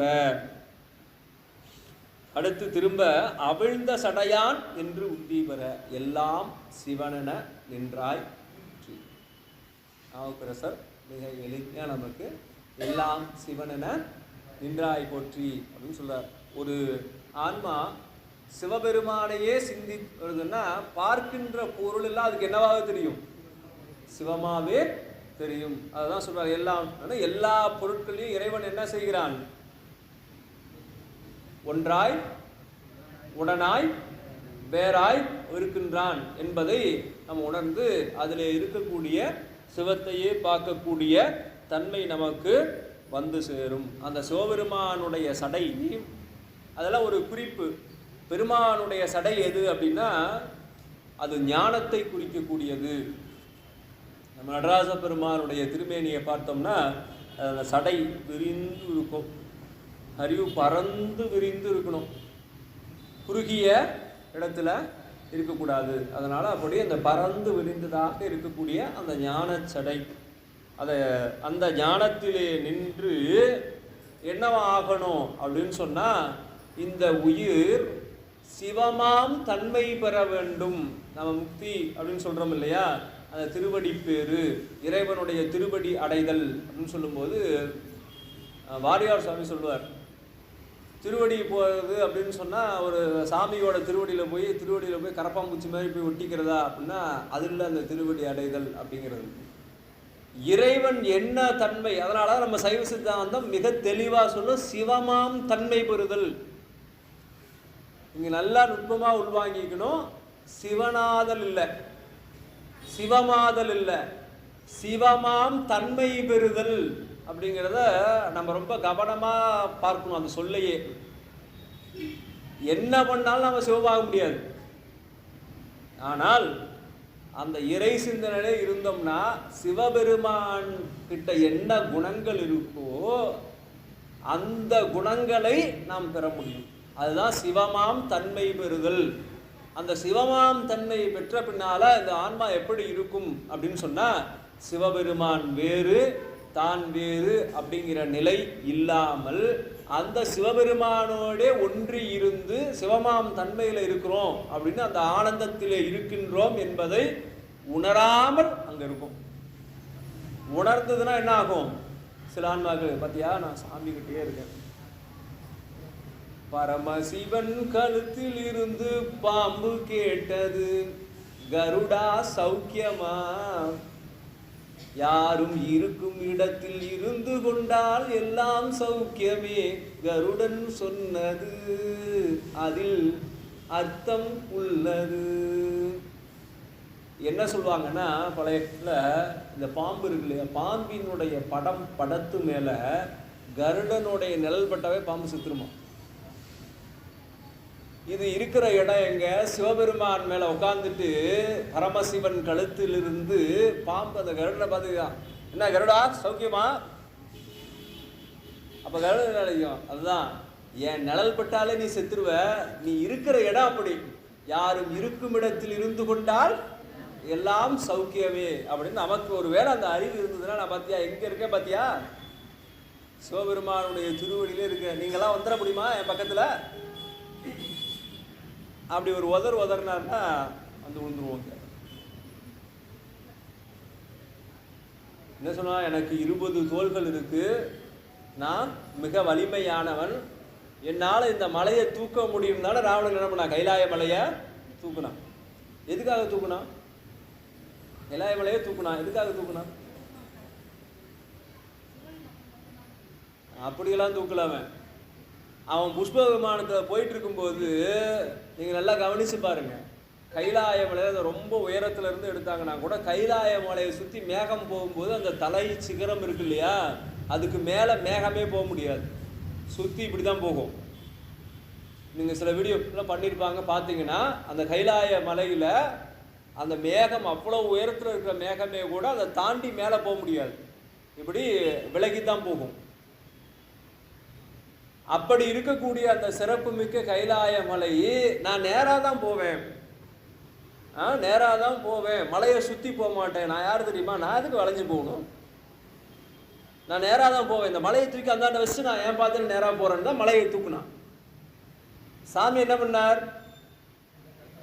சட்ட விரலை வச்சு லேசாக அழுத்தினார், உள்ள மலைக்கு அடியில் மாட்டிக்கிட்டான்.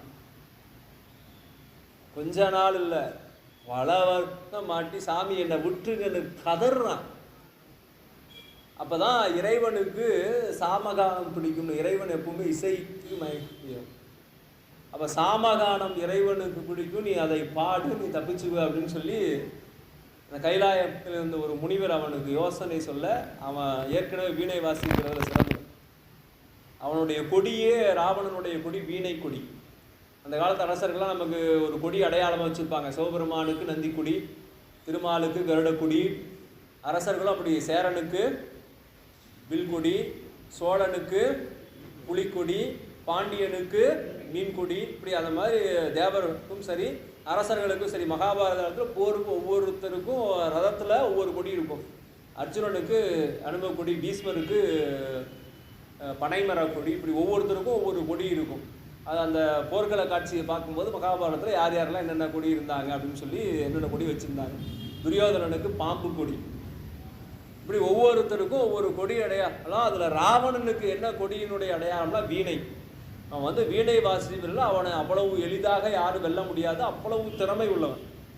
அவன் என்ன செய்யறான், தன்னுடைய தலை 10 தலையில் ஒரு தலையை எடுத்து தன்னுடைய கையை பிரித்து அது ரெண்டையும் இணைச்சு இருக்கிற நரம்புகளையெல்லாம் எடுத்து வச்சு ஒரு வீணை போல வச்சு மீட்டி சாமகானம் பாடுறான். பெருமான் வந்து சரி அப்படின்னு சொல்லி அப்படி காலை மேலே அந்த விரலை மேலே எடுத்து அவன் பாடினதுக்காக பொழைச்சி போகணும்னு விடலை, சரி நம்மளை பாடித்தானே அப்படின்னு சொல்லி அவனுக்கு 1000 கோடி வாழ்நாளும் சந்திரகாசம் அப்படின்னு சொல்லி ஒரு வாள், யாராலும் வெல்ல முடியாத ஒரு வாளை கொடுக்குறார். சரி, யாராலையும் வெல்ல முடியாத வாளை வச்சிருந்த ராவணனை எப்படி ராமன் இருந்தான்? இப்போ ஒரு பொருள் நம்மகிட்ட கொடுக்குறாங்க, கடையில் போய் இந்த செல்ஃபோன் வாங்குறோம். எங்களுக்கு வேறு செல்ஃபோனு சரி சொன்னால் தெரியும் உதாரணத்துக்கு அப்படின்றதுனால சொல்கிறோம். செல்ஃபோனை வந்து வாங்கி வச்சுக்கிறோம். அப்போ வந்து அவர் கொடுக்குறாரு, சார் தண்ணியில் போட்டுறாதீங்க, கீழே போட்டுறாதீங்க, உடஞ்சி போயிடும், அப்புறம் என்கிட்ட வந்துன்னா நான் சரி பண்ணி தர மாட்டேன் அப்படின்னு சொல்கிறாரு இல்லையா. அப்படி சிவபெருமான் என்ன செய்கிறார், அந்த சந்திரகாசம்ங்கிற வாழை கொடுக்கும்போது யாராலும் இந்த வாள் உங்ககிட்ட இருக்கிற வரைக்கும் யாராலும் ஒன்று வெற்றி பெற முடியாது. எப்போ வரைக்கும்? அதுக்கு ஒரு கண்டிஷன் சொல்கிறார், கண்டிஷன்ஸ் அப்ளை. எப்போ வரைக்கும் அப்படின்னு சொன்னால், நிராயுதபாணி மேலே இதை பயன்படுத்தாத வரைக்கும் உனக்கு அந்த வாள் வெற்றியை தேடி தரும். எப்போ ராவணனை வெற்றி கொள்றான் அப்படின்னு பார்த்தா, இவன் இந்த ஜடாயுவை வெற்றி கொள்றதுக்கு வேற எந்த வகையிலும் அவனுடைய ஆயுதத்தில் ஜடாயுவை வெல்லவே முடியல. கடைசியாக என்ன செய்கிறான், இந்த சத்ரகாசங்கிற சிவபெருமான் கொடுத்த வாளை எடுத்து ஜடாயுனுடைய 2 ரெக்கையும் வெட்டுறான். ஜடாயு பறவை எந்த ஆயுதத்தை கொண்டும் போரில்லை, அதனுடைய உடல் பலத்தை மட்டும் வச்சுதான் ராவணன் இடத்துல போரிட்டார். அப்போ நிராயுத பாணி மேலே எப்போ சந்திரகாசங்கிற அந்த வாளை பயன்படுத்தினானோ அந்த வாளினுடைய வெற்றித்தன்மை போயிடுச்சு. அப்போ ராவணன் செய்கிறான்.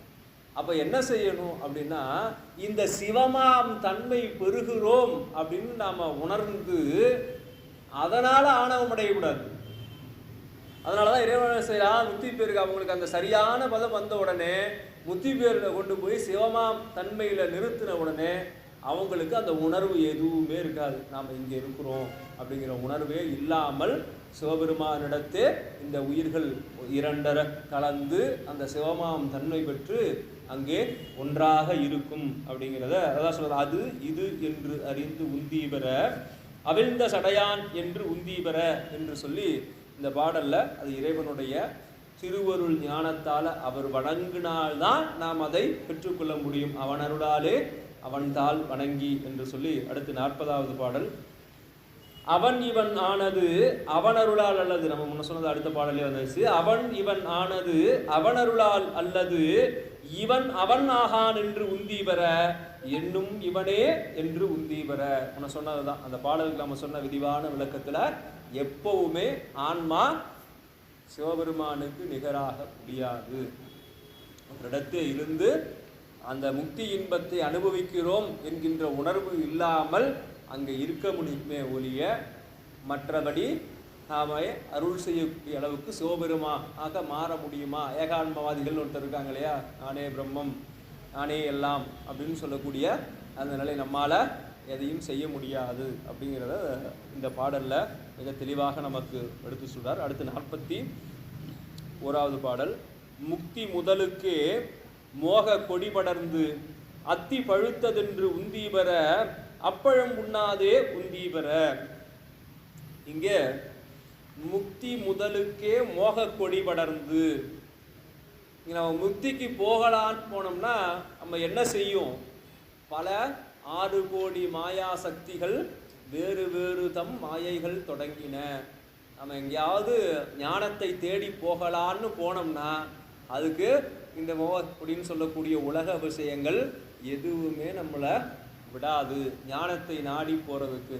அப்படி ஞானத்தை நாடி நாம் வந்துட்டோம்னா அத்தி பழுத்ததென்று உந்தீபெற. இந்த அத்திங்கிறது ஆசையை சொல்லக்கூடியது. அதனால தான் நமக்கு யானையை காட்டுவாங்க. 5 பொறிகள் நம்ம இடத்துல இருக்கு இல்லையா, அதை யானையாக உருவகப்படுத்தி காட்டுவாங்க. ஏன்னா யானை என்ன செய்யும் அப்படின்னு சொன்னால், அதனுடைய இயல்பு உடம்புல ஏதாவது ஒரு பாகத்தை அசிக்கிட்டே தான் இருக்கும். ஏன்னா வாய்ப்பு இருக்கிறவங்க யானையை போய் ஒரு 10 நிமிஷம் பக்கத்தில் நின்று பாருங்க அப்படின்னா ரொம்ப பக்கத்தில் போயிடாதீங்க. அதை அடித்து வீசிக்கிட்டு ஐயா தான் சொன்னார் யானை பக்கத்தில் போய் நிற்க சொல்லி அப்படின்னு சொல்லக்கூடாது. அப்போ என்ன செய்யணும், யானை எவ்வளோ முழுசாக யானை தெரிகிற மாதிரி ஒரு கொஞ்சம் தூரம் தள்ளி நின்று பாருங்கள். அது அதனுடைய உடலில் ஏதாவது ஒரு பாகத்தை அசைத்து கொண்டே இருக்கும். அந்த மாதிரி நாம் அந்த முக்திக்கு போகலாம். அமைதியாக அப்படியே நீங்கள் தியானத்தில் அமருங்கள், மனதில் சிவபெருமான் நினையுங்கள் அப்படின்னு சொன்னோடனே அப்படியே உட்காந்து உடனே சிவபெருமான் தியாகேச பெருமான் இவன் என்ன பண்ணிட்டு இருக்கான், ஆமாம் அங்கே அதை வச்சுட்டு வந்தோமே, வீட்டை பூட்டை மறந்துட்டோமே, இப்படி ஏதாவது ஒன்று ஓடிக்கிட்டே இருக்கும். அப்போ என்ன செய்யணும், இந்த உலக பற்றை நாம் நீக்கா வரைக்கும் அதுக்காக என்னென்னா உலகத்தில் இல்லாமல் இருக்கக்கூடிய நம்ம எங்கே போய் வாழ முடியும்? நான் உலகப்பற்றை நீக்கி விட்டேன், அதனால் இந்த தரையில எல்லாம் இந்த மண்ணில் எல்லாம் நான் இருக்க மாட்டேன் அப்படின்னு சொல்லி எங்கேயாவது போய் நடுவில் நம்ம நின்றுக்க முடியுமா? அப்படிலாம் செய்ய முடியாது. அது எப்படி இருக்கணும் அப்படின்னா, தாமரை இலை மேலே தண்ணீர் போல அதில் ஒட்டாமல். இப்போ இருந்தாலும் சேர் இருந்தால் உட்காந்துக்குவோம், சேர் இல்லைன்னா கீழே உட்காந்துக்குவோம், பழக போட்டாங்கன்னா உட்காந்துக்குவோம் அப்படின்ற நிலைக்கு நம்ம வந்துடணும். அப்படி இருக்கக்கூடிய நிலையில் இந்த பூமியில் தான் வாழ்ந்தாகணும். அதுக்காக எல்லாத்தையும் விட்டுட்டு நம்ம நேராக போயிட முடியாது இல்லையா?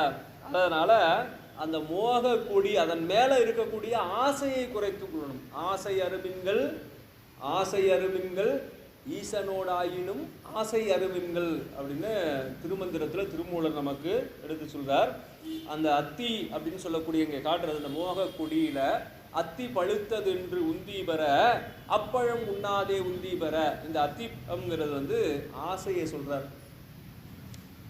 நம்ம சொல்லியிருக்காங்க இல்லையா, ஆசையராய் பாசம் விடாய் ஆன சிவபூசை பண்ணாய் சீச்சி சினமே தவிராய் சீச்சி சினமே தவிராய் திருமுறைகள் ஓதாய் மனமே உனக்கென்னவாய் அப்படின்னு இங்க இருக்காரு. அவருடைய சீடர் பாடி வச்சிருக்கார். கமலை ஞான பிரகாசருடைய சீடர் குருஞான சம்பந்தர் நமக்கு பாடி அருளி இருக்கிறார். அதனால முதல்ல சொல்றதே எது? ஆசையராய், ஆசைய முற்றணும் அப்படின்னு சொல்றார். இந்த ஒரு வரியை பிடிச்சிக்கிட்டு ஒரு மதம் பல நாட்டை பிடிச்சது. ஆசையே துன்பத்திற்கு காரணம் அப்படின்னு போட்டு ஒரு சிலையை போட்டு வச்சிருப்பாங்க. அது ஒவ்வொரு இடத்துலையும் இறைவனுடைய வடிவங்களை நம்ம எப்படி மாற்றி வச்சுருக்கோமோ அந்த மாதிரி சீனாவில் இருக்கக்கூடிய அந்த புத்தருடைய சிலையை தான் ஒன்று. அதை நம்ம ஆட்கள் வாங்கிட்டு வந்து வச்சுட்டு இதுதான் குபேரன்னு சொல்லி கடையில் வீடில் எல்லா பக்கமும் வாங்கி வச்சுட்டு சொன்னாலும் கேட்க மாட்டேங்கிறாங்க. ஓ இதை தூக்கி எதியா அப்படின்னா, இல்லைங்க இது வந்து நாங்கள் குபேரன் இது அப்படின்னா, ஓ இது குபேரன் இல்லையா, இது வந்து சில நம்ம திருஞான சம்பந்தரும் திருநாவுக்கரசரும் இந்த புத்தர்களையும் சமணர்களைங்கிறதுக்கு எவ்வளவு பாடுபட்டாங்க. அவங்க பாடுபட்டதுனால தான் நாம் இன்னைக்கு சைவம் இருக்கிறோம். இல்லைன்னா நாமளும் இன்னைக்கு வேற மாதிரியா இருந்திருப்போம். அப்படி இல்லாமல் நாம் இன்னைக்கு இப்படி இருக்கிறதுக்கு காரணமே அவங்க தான். அவங்களுடைய பதிப்புகளை எல்லாம் படிச்சுட்டு அதை திருமுறையை படிச்சுட்டு நாமளே அதை வீட்டில் வாங்கி இல்லை. அது சீனாவோட புத்தர் சிலை. அது சீனாவில் அதுதான் புத்தர் சிலை. சிரிக்கும் புத்தர் சிலைன்னு அதுக்கு பேர். அது குபேரன் சிலை இல்லை. சில விஷயங்கள்லாம் ரொம்ப ரொம்ப நுட்பமாக கவனிக்கணும். நம்ம எல்லாரும் சொல்கிறாங்க, அதை சொல்கிறாங்க, இதை சொல்கிறாங்க அப்படின்னு சொல்லி அப்படியே இல்லை. நமக்கு திருமுறைகளில் என்ன சொல்லியிருக்கு அப்படின்னு சொல்லி பார்க்கணும். திருமுறைகளில் எங்கேயுமே வந்து எல்லாருமே நம்முடைய அருளாளர் சுந்தரமூர்த்தி நாயனார்லேருந்து எல்லாருமே நேராக பொருளை சிவபெருமான்கிட்ட தான் கேட்டிருக்காங்க. இன்னைக்கு பண்ணுற மாதிரி நாங்கள் குபேரன்கிட்ட கேட்குறோம், கேட்குறோம், அங்கே கேட்குறோம், இங்கே கேட்குறோம் அப்படிலாம் இல்லை. நேராக டைரக்டாக சிவபெருமான்கிட்ட தான். தம்மையே புகழ்ந்து இச்சை பேசினும் சார்பினும் தொண்டர் தருகிலா பொய்மையாளரை பாடாதே எந்தை புகழூர் பாடுமின் புலவீர்கள் இம்மையே தரும் சோறும் கூரையும் ஏத்தலாம் இடர்கடலுமாம் அம்மையே சிவலோகம் ஆள்வதற்கு யாதும் ஐயுறவில்லையே அப்படின்னு சுந்தரமூர்த்தி நாயனார் பாடினார். என்னாச்சு? செங்கல் பொன்னாச்சு. அதனால எல்லாம் மாற்றி மாற்றி என்ன சொல்கிறது, தவம் செய்கிறோன்னு அவம் செய்யக்கூடாது. அந்த மாதிரி அதை வேறு விதமாக நம்ம நினைந்து கொண்டு சில செய்திகளை எல்லாம் செய்யக்கூடாது. அதனால தான் ஆசை அப்படின்னு சொல்கிறாங்க. ஆசை அராய், அந்த ஆசையை விட்டுருங்க. அப்பழம் உண்ணாதே. அந்த ஆசை என்கிற பழம் வந்துருச்சு, அதை பறித்து உண்ணணும்னு நினைக்காத. இது இன்னொரு இடத்துல ஒரு கதையாக ஓடிக்கிட்டு இருக்கு, அதுக்குள்ளே போக வேண்டாம். அந்த பழத்தை பறித்து சாப்பிட்ட உடனே அதனால் இப்படி தொடர்ந்து நான் முன்ன சொன்னேன் இல்லையா, எது எடுக்கப்பட்டதோ அது இங்கிருந்தே எடுக்கப்பட்டது அப்படிங்கிறத மட்டும் மனசில் வச்சுக்கோங்க. அடுத்து 42வது பாடல்.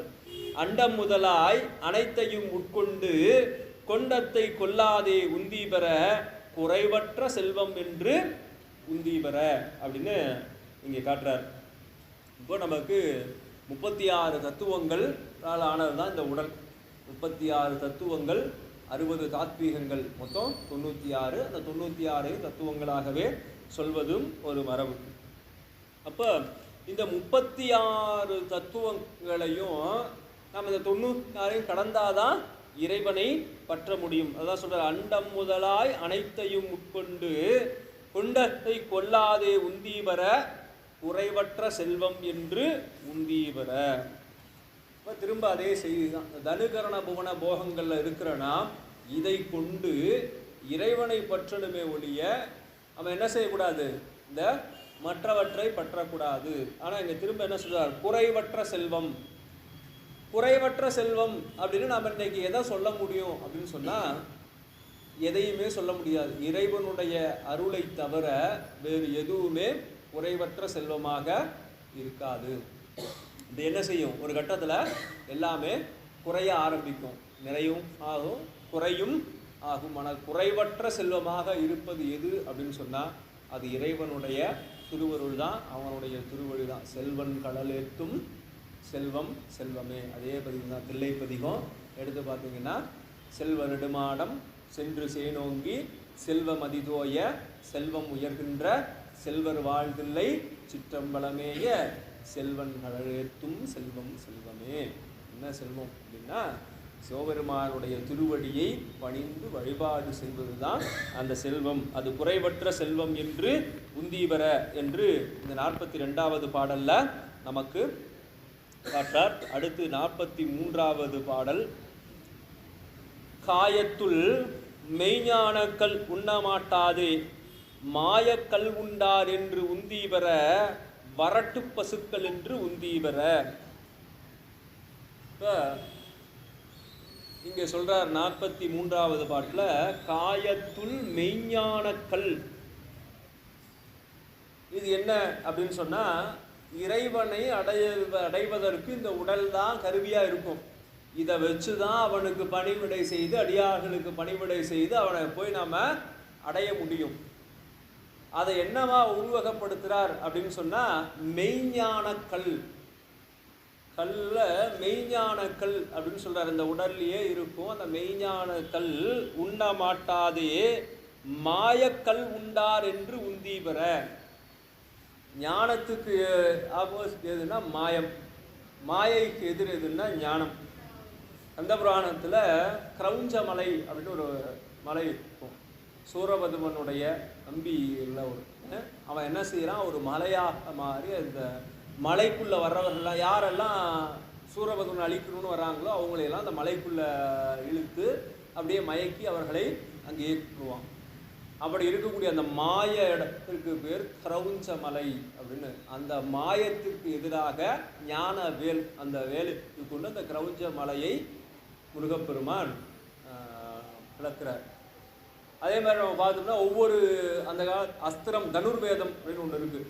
அந்த அஸ்திரம் உபவேதங்கள் நாளில் தனுர்வேதம் அப்படிங்கிறது ஒன்று. அந்த தனுர்வேதத்தை அந்த காலத்தில் என்னென்னா அஸ்திரங்கள், தேவர்களுடைய பெயரில் அஸ்திரங்கள்லாம் இருக்கும். ஒன்றுக்கு ஒன்று மாற்றாக இருக்கும். ஆக்னேய அஸ்திரம் அப்படின்னு ஒன்று இருக்குது. அது வந்து அக்னி தேவனுடைய அஸ்திரம், நெருப்பை கட்டிக்கிட்டே வரும். இந்த ராமாயண மகாபாரத பொருளம் பார்த்தீங்கன்னா அந்த போர்கள் காட்சியில் இந்த கிராஃபிக்ஸில் வச்சு அந்த அம்பு விட்ட உடனே ஒரு பக்கம் அப்படியே நெருப்பு போய்கிட்டே இருக்கும்.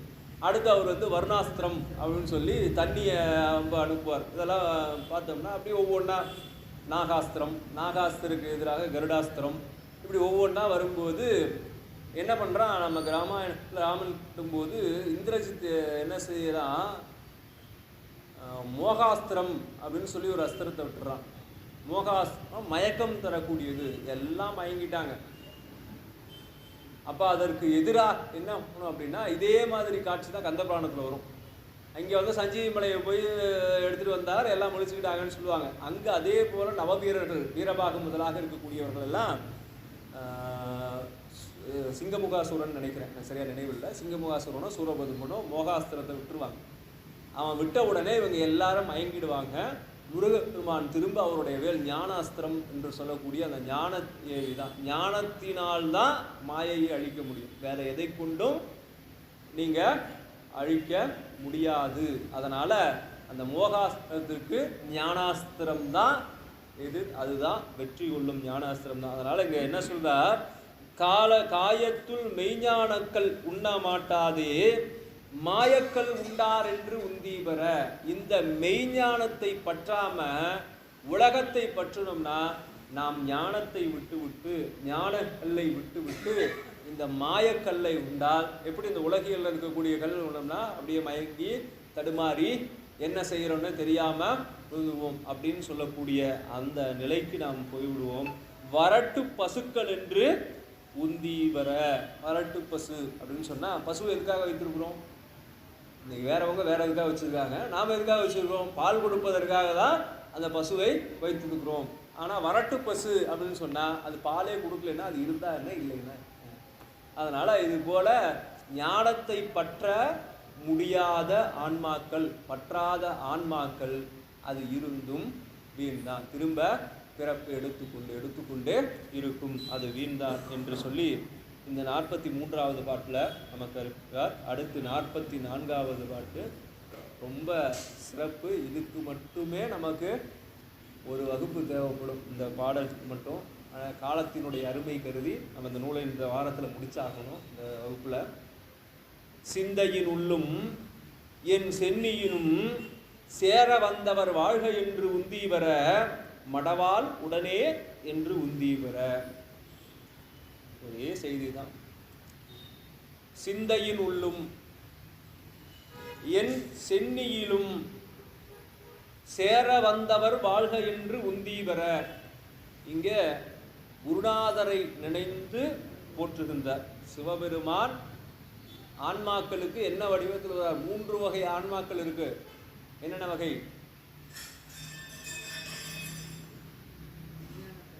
விஞ்ஞானகலர், பிரளயாகலர், சகலர்.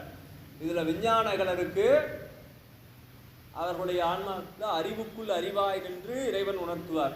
அடுத்து 2வதாக இருக்கக்கூடிய பிரளயாகலருக்கு மான்மழு ஏந்திய வடிவத்தில் வந்து காட்சி கொடுத்து அவர்களுக்கு அருள் செய்வார்.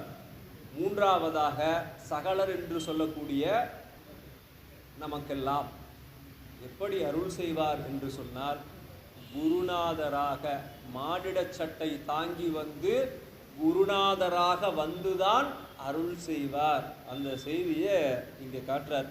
அப்படி குரு வடிவாக வந்திருக்கக்கூடிய சிவபெருமான் குருவே சிவம் என கூறினன் நந்தி. அதனால் குரு வடிவத்தை நாம் போற்ற வேண்டும். எப்படி போற்ற வேண்டும்? அது சிவபெருமான் தான் என்று நினைந்து நாம் போற்ற வேண்டும். மடவால் உடனே என்று உந்தி பெற. சிந்தையினா நாம் எப்போவுமே ஒரு வழிபாட்டை தொடங்கும் போது தெரியும், தீக்கை முதலாக இருக்கக்கூடிய வழிபாடுகள் எடுத்துருக்க அன்பர்களுக்கு நம்ம குருநாதரை நினைந்து தான் வழிபாட்டை தொடங்கணும். அப்படி அந்த குரு வழிபாடு செய்யும் போது, ஏன் குரு வழிபாடுன்னா அதுதான் சிவ வழிபாடு. குரு வழிபாடு தான், அதான் குருவே சிவம்னு சொல்லியாச்சு. அப்போ ரெண்டுக்கும் மாற்று வேறு வேறு அல்ல. எப்படி அன்பும் சிவமும் இரண்டென்பர் அறிவிலார் அப்படின்னு நம்ம சொல்கிறோமோ, அதே போலவே என்னது குரு வேறு சிவம் வேறு அல்ல என்பதையும் நாம் உணர்ந்து கொள்ள வேண்டும்.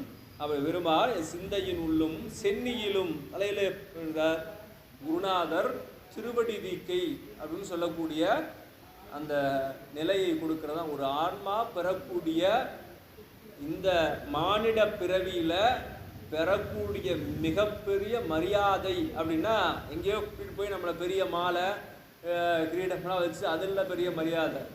எப்போது குருநாதர் தன்னுடைய திருவடியை எடுத்து நம்ம தலைமையில வைக்கிறாரோ, அந்த திருவடியை சூற்றாரோ, அதுதான் ஒரு ஆன்மா மானிட பிறவி எடுத்த ஆன்மாவுக்கு கிடைக்கக்கூடிய உச்சபட்ச மரியாதை எதுன்னா அதுதான். அதை தாண்டி வேற எதுவுமே தேவையில்லை. அருள்நெறியில் இருக்கக்கூடிய அன்பர்களுக்கு அத்தனை சிறப்பு மிக்க அந்த திருவடி தீக்கை கொடுத்து ஞானத்தை அருளிய அந்த குரு வடிவத்தை நன்றியோடு நினைத்து பார்க்கணும். எப்பவுமே எந்த செயலுக்கும் எல்லா இடத்துலையும் நன்றி நமக்கு வேணும். நமக்கு 3 குரு இருக்கிறாங்க. வித்யா குரு, ஞான குரு, தீட்சா குரு என்று சொல்லக்கூடிய 3 நிலை. அந்த 3 நமக்கு எல்லா விஷயங்களையும் யார் சொல்லி கொடுக்குறாங்களோ அவர்களாம் வித்யா குரு. ஒரு வித்தையை கற்றுக்கொள்கிறோம், இப்போ பேசுறது எப்படி அப்படின்னு நம்ம கற்றுக்குறோம் அப்படின்னா நமக்கு யாராவது ஒருத்தர் சொல்லி கொடுத்துருப்பாங்கப்பா, மைக் இருக்குது, இதை இப்படி ஆன் பண்ணி அப்படியே நீ பேச ஆரம்பிச்சேன்னா அது தெளிவாக பேசணும். ரொம்ப அதிகமாக சத்தம் போட்டோம்னா எக்கோ அடிக்கும். இந்த க க ச த பன்னு சொல்லக்கூடிய வல்லெழுத்துக்கெல்லாம் சொல்லும்போது எக்கோ அடிக்கும். அப்படிலாம் அடிக்காமல் நிதானமாக நிறுத்தி இப்படி பேசணும், இந்த கருத்துக்களை இப்படி தான் சொல்லணும் அப்படின்னு நமக்கு யாராவது சொல்லிகிட்டே இருப்பாங்க. இப்படி சாதாரணமாக பேசுகிறதுக்கே அப்படி ஒவ்வொன்றுக்கும் நம்ம இயல்பாக பேச ஆரம்பித்ததுலேருந்து ஒரு மேடையில் பேசுகிற வரைக்குமே நமக்கு ஒவ்வொருத்தரும் ஒவ்வொரு நுணுக்கங்களையும் சொல்லி கொடுத்துட்டே இருப்பாங்க. அப்படி நம்ம நடக்கிறதுக்கு, நம்ம சைக்கிள் ஓட்டுறதுக்கு, நம்ம பைக் ஓட்டுறதுக்கு, நமக்கு கார் ஓட்டுறதுக்கு, இப்படி உலக விஷயங்கள்லேயும் ஒருத்தர் சொல்லி கொடுத்துருப்பாங்க. அந்த மாதிரி இருக்கிறவங்களுக்கெல்லாம் வித்யா குரு அப்படின்னு பேர். அடுத்து தீட்சா குரு, நமக்கு சமயம், விசேடம், நிர்வாணம் இப்படி இருக்கக்கூடிய அந்த தீட்சைகள் எல்லாம் கொடுக்கக்கூடிய ஒரு தீட்சா குருநாதர். அவர் தான் அஞ்செழுத்த நமக்கு சிவபெருமான் வந்து அந்த தீட்சா குருநாதராக அந்த தீட்சை செய்கின்ற காலத்தில் அதிட்டித்து நின்று சிவபெருமான் தான் நமக்கு உபதேசம் செய்கிறார். அப்படி அந்த உபதேசத்தை வாங்குகின்ற போது நமக்கு அந்த உபதேசத்தை அருளக்கூடியவர் தீட்சா குரு. அடுத்து ஞான குரு, நமக்கு ஞான நூல்களை யார் உபதேசிக்கிறார்களோ அவர்கள் ஞான குரு. சில பேருக்கு 3 பேரும் இருப்பாங்க, 3 குருவும் இருப்பாங்க. சிலருக்கு 2 பேர் தான். யார் தீட்சா குருவோ அவரே ஞான குருவாகவும் இருப்பார் அப்படிங்கிறத நம்ம வரலாறுகளுடைய வரலாறுகளில் நம்ம பார்க்குறோம். அப்படி அந்த குருநாதரிடத்தே எப்போதும் நன்றியோடு இருக்கணும். அந்த நன்றி உணர்வு நமக்கு நீங்காமல் இருக்கணும். அது எப்போவுமே அந்த ஒரு முறை தான், தினமும் அவருடைய திருவடியை நம்முடைய சிரத்திலே சூடிக்கொள்ள வேண்டும். அதான் சிந்தையின் உள்ளும் என் சென்னியிலும் சேர வந்தவர் வாழ்க என்று உந்தீவர மடவாள் உடனே என்று உந்தீவர. மடவாள் அப்படின்னா பெண்ணோடு எப்போ வரார்? இன்னைக்கு பல குருமார்கள் துறவியாக தான் இருக்கிறாங்க, மனைவியோடு இருக்கிறதில்ல. அப்போ எப்படி மடவாளுடன் அப்படின்னு சொன்னால் நமக்கே ஒரு சந்தேகம், என்ன அது இப்படி சொல்லியிருக்காங்க அப்படின்னா, துறவு நிலையில் அது சிவ வடிவம், சிவபெருமான் வேறு, உமையம்மை வேறு இல்லை. அதனால தான் பெருமான் 2 பேரும் ஒன்றா காட்டுறாங்க இல்லையா, இடப்பாகத்தே உமையம்மை காட்டுறார். அப்போ சிவ வடிவம், அந்த சிவ வடிவத்தில் எப்படி அம்பாள் கலந்திருக்குதோ அதை போல இங்கே மடவாள் என்கின்ற அம்மை இங்கே எப்போதும் தன்னிருப்பதாக எழுதப்படுகிறதுன்னு சொல்லி இந்த பாடலில் குருநாதரை நன்றியோடு இணைந்து அடுத்து கடைசி பாடலில் அந்த நூலினுடைய பெருமையை சொல்கிறார். வையம் முழுதும் மலக்கயம் கண்டிடும் உய்ய வந்தான் உரை உந்தீவர உண்மை உணர்ந்தார் என்று உந்தீவர. அப்போ இந்த ஆன்மாக்கள் எல்லாம் உய்யும் பொருட்டாக இந்த நூலை செய்தவர் யாரு? இந்த நூலை திருவியலூர் உய்ய வந்த தேவநாயனார். உய்ய வந்த தேவநாயனார் இன்னும் குருமுகமாக கேட்டு, முன்னே குருவை சொல்லிட்டார், குருமுகமாக கேட்டு உணரணும். அவ்வழியாக இருப்பவர்களுக்கு இந்த மும்மலம் என்று சொல்லக்கூடிய அந்த மலவாசனை, ஆணவம், கண்மம், மாயை இதெல்லாம் நீங்கி அவர்கள் என்ன செய்வார்கள்? கயம் அப்படின்னு சொன்னால் யானை, மலக்கயம் நான் முன்னே சொன்னோம் இல்லையா, நம்மளுக்கு இருக்கக்கூடிய அந்த பஞ்சங்களையும் 5 கருவிகள் இருக்கு இல்லையா, மெய், வாய், கண், மூக்கு, செவி என்று சொல்லக்கூடிய இந்த 5ஐயும் யானையாக உருவகப்படுத்து. அதே மாதிரி இங்கே மலத்தை அந்த ஆணவம், கண்மம், மாயை போன்ற யானையாக இங்கே குறிப்பிடுகிறார். மலக்கயம் அப்படின்னு சொல்லி இங்கே அதை காற்றார். மலக்கயம் கண்டிடும் உய்ய வந்த வையம் முழுதும் மலக்கயம் கண்டிடும் உய்ய வந்தான் உரை உந்தீவர உண்மை உணர்ந்தார் என்று உந்தீவர. அப்போ இந்த ஆணவம், கண்மம், மாயை என்று சொல்லக்கூடிய இந்த உலகம் முழுவதும் காணக்கூடிய இந்த 3 மலங்களையும் குருநாதனுடைய திருவருளால், இந்த ஞான நூலால் நாம் அறுக்க வேண்டும். இதை உணர்ந்தவர்கள் இந்த வினையில் ஈடுபடாமல் திரும்ப இறைவனுடைய திருவடி செல்லக்கூடிய அந்த உண்மையை உணர்ந்து கொள்வார்கள்னு சொல்லிட்டார். நம்ம என்ன செஞ்சிட்டோம்? உண்மையை உணர்ந்துட்டோம்.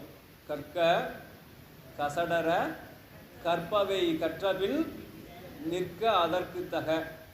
உணர்ந்துட்டோம், உணர்ந்த வழி நடக்கிறோமா அப்படிங்கிறத நான் முடிவு செய்யணும்னு சொல்லி இந்த வகையில் இதுவரை திருவுந்தியாரை நாம் சிந்தித்து நிறைவு செய்கின்றோம்.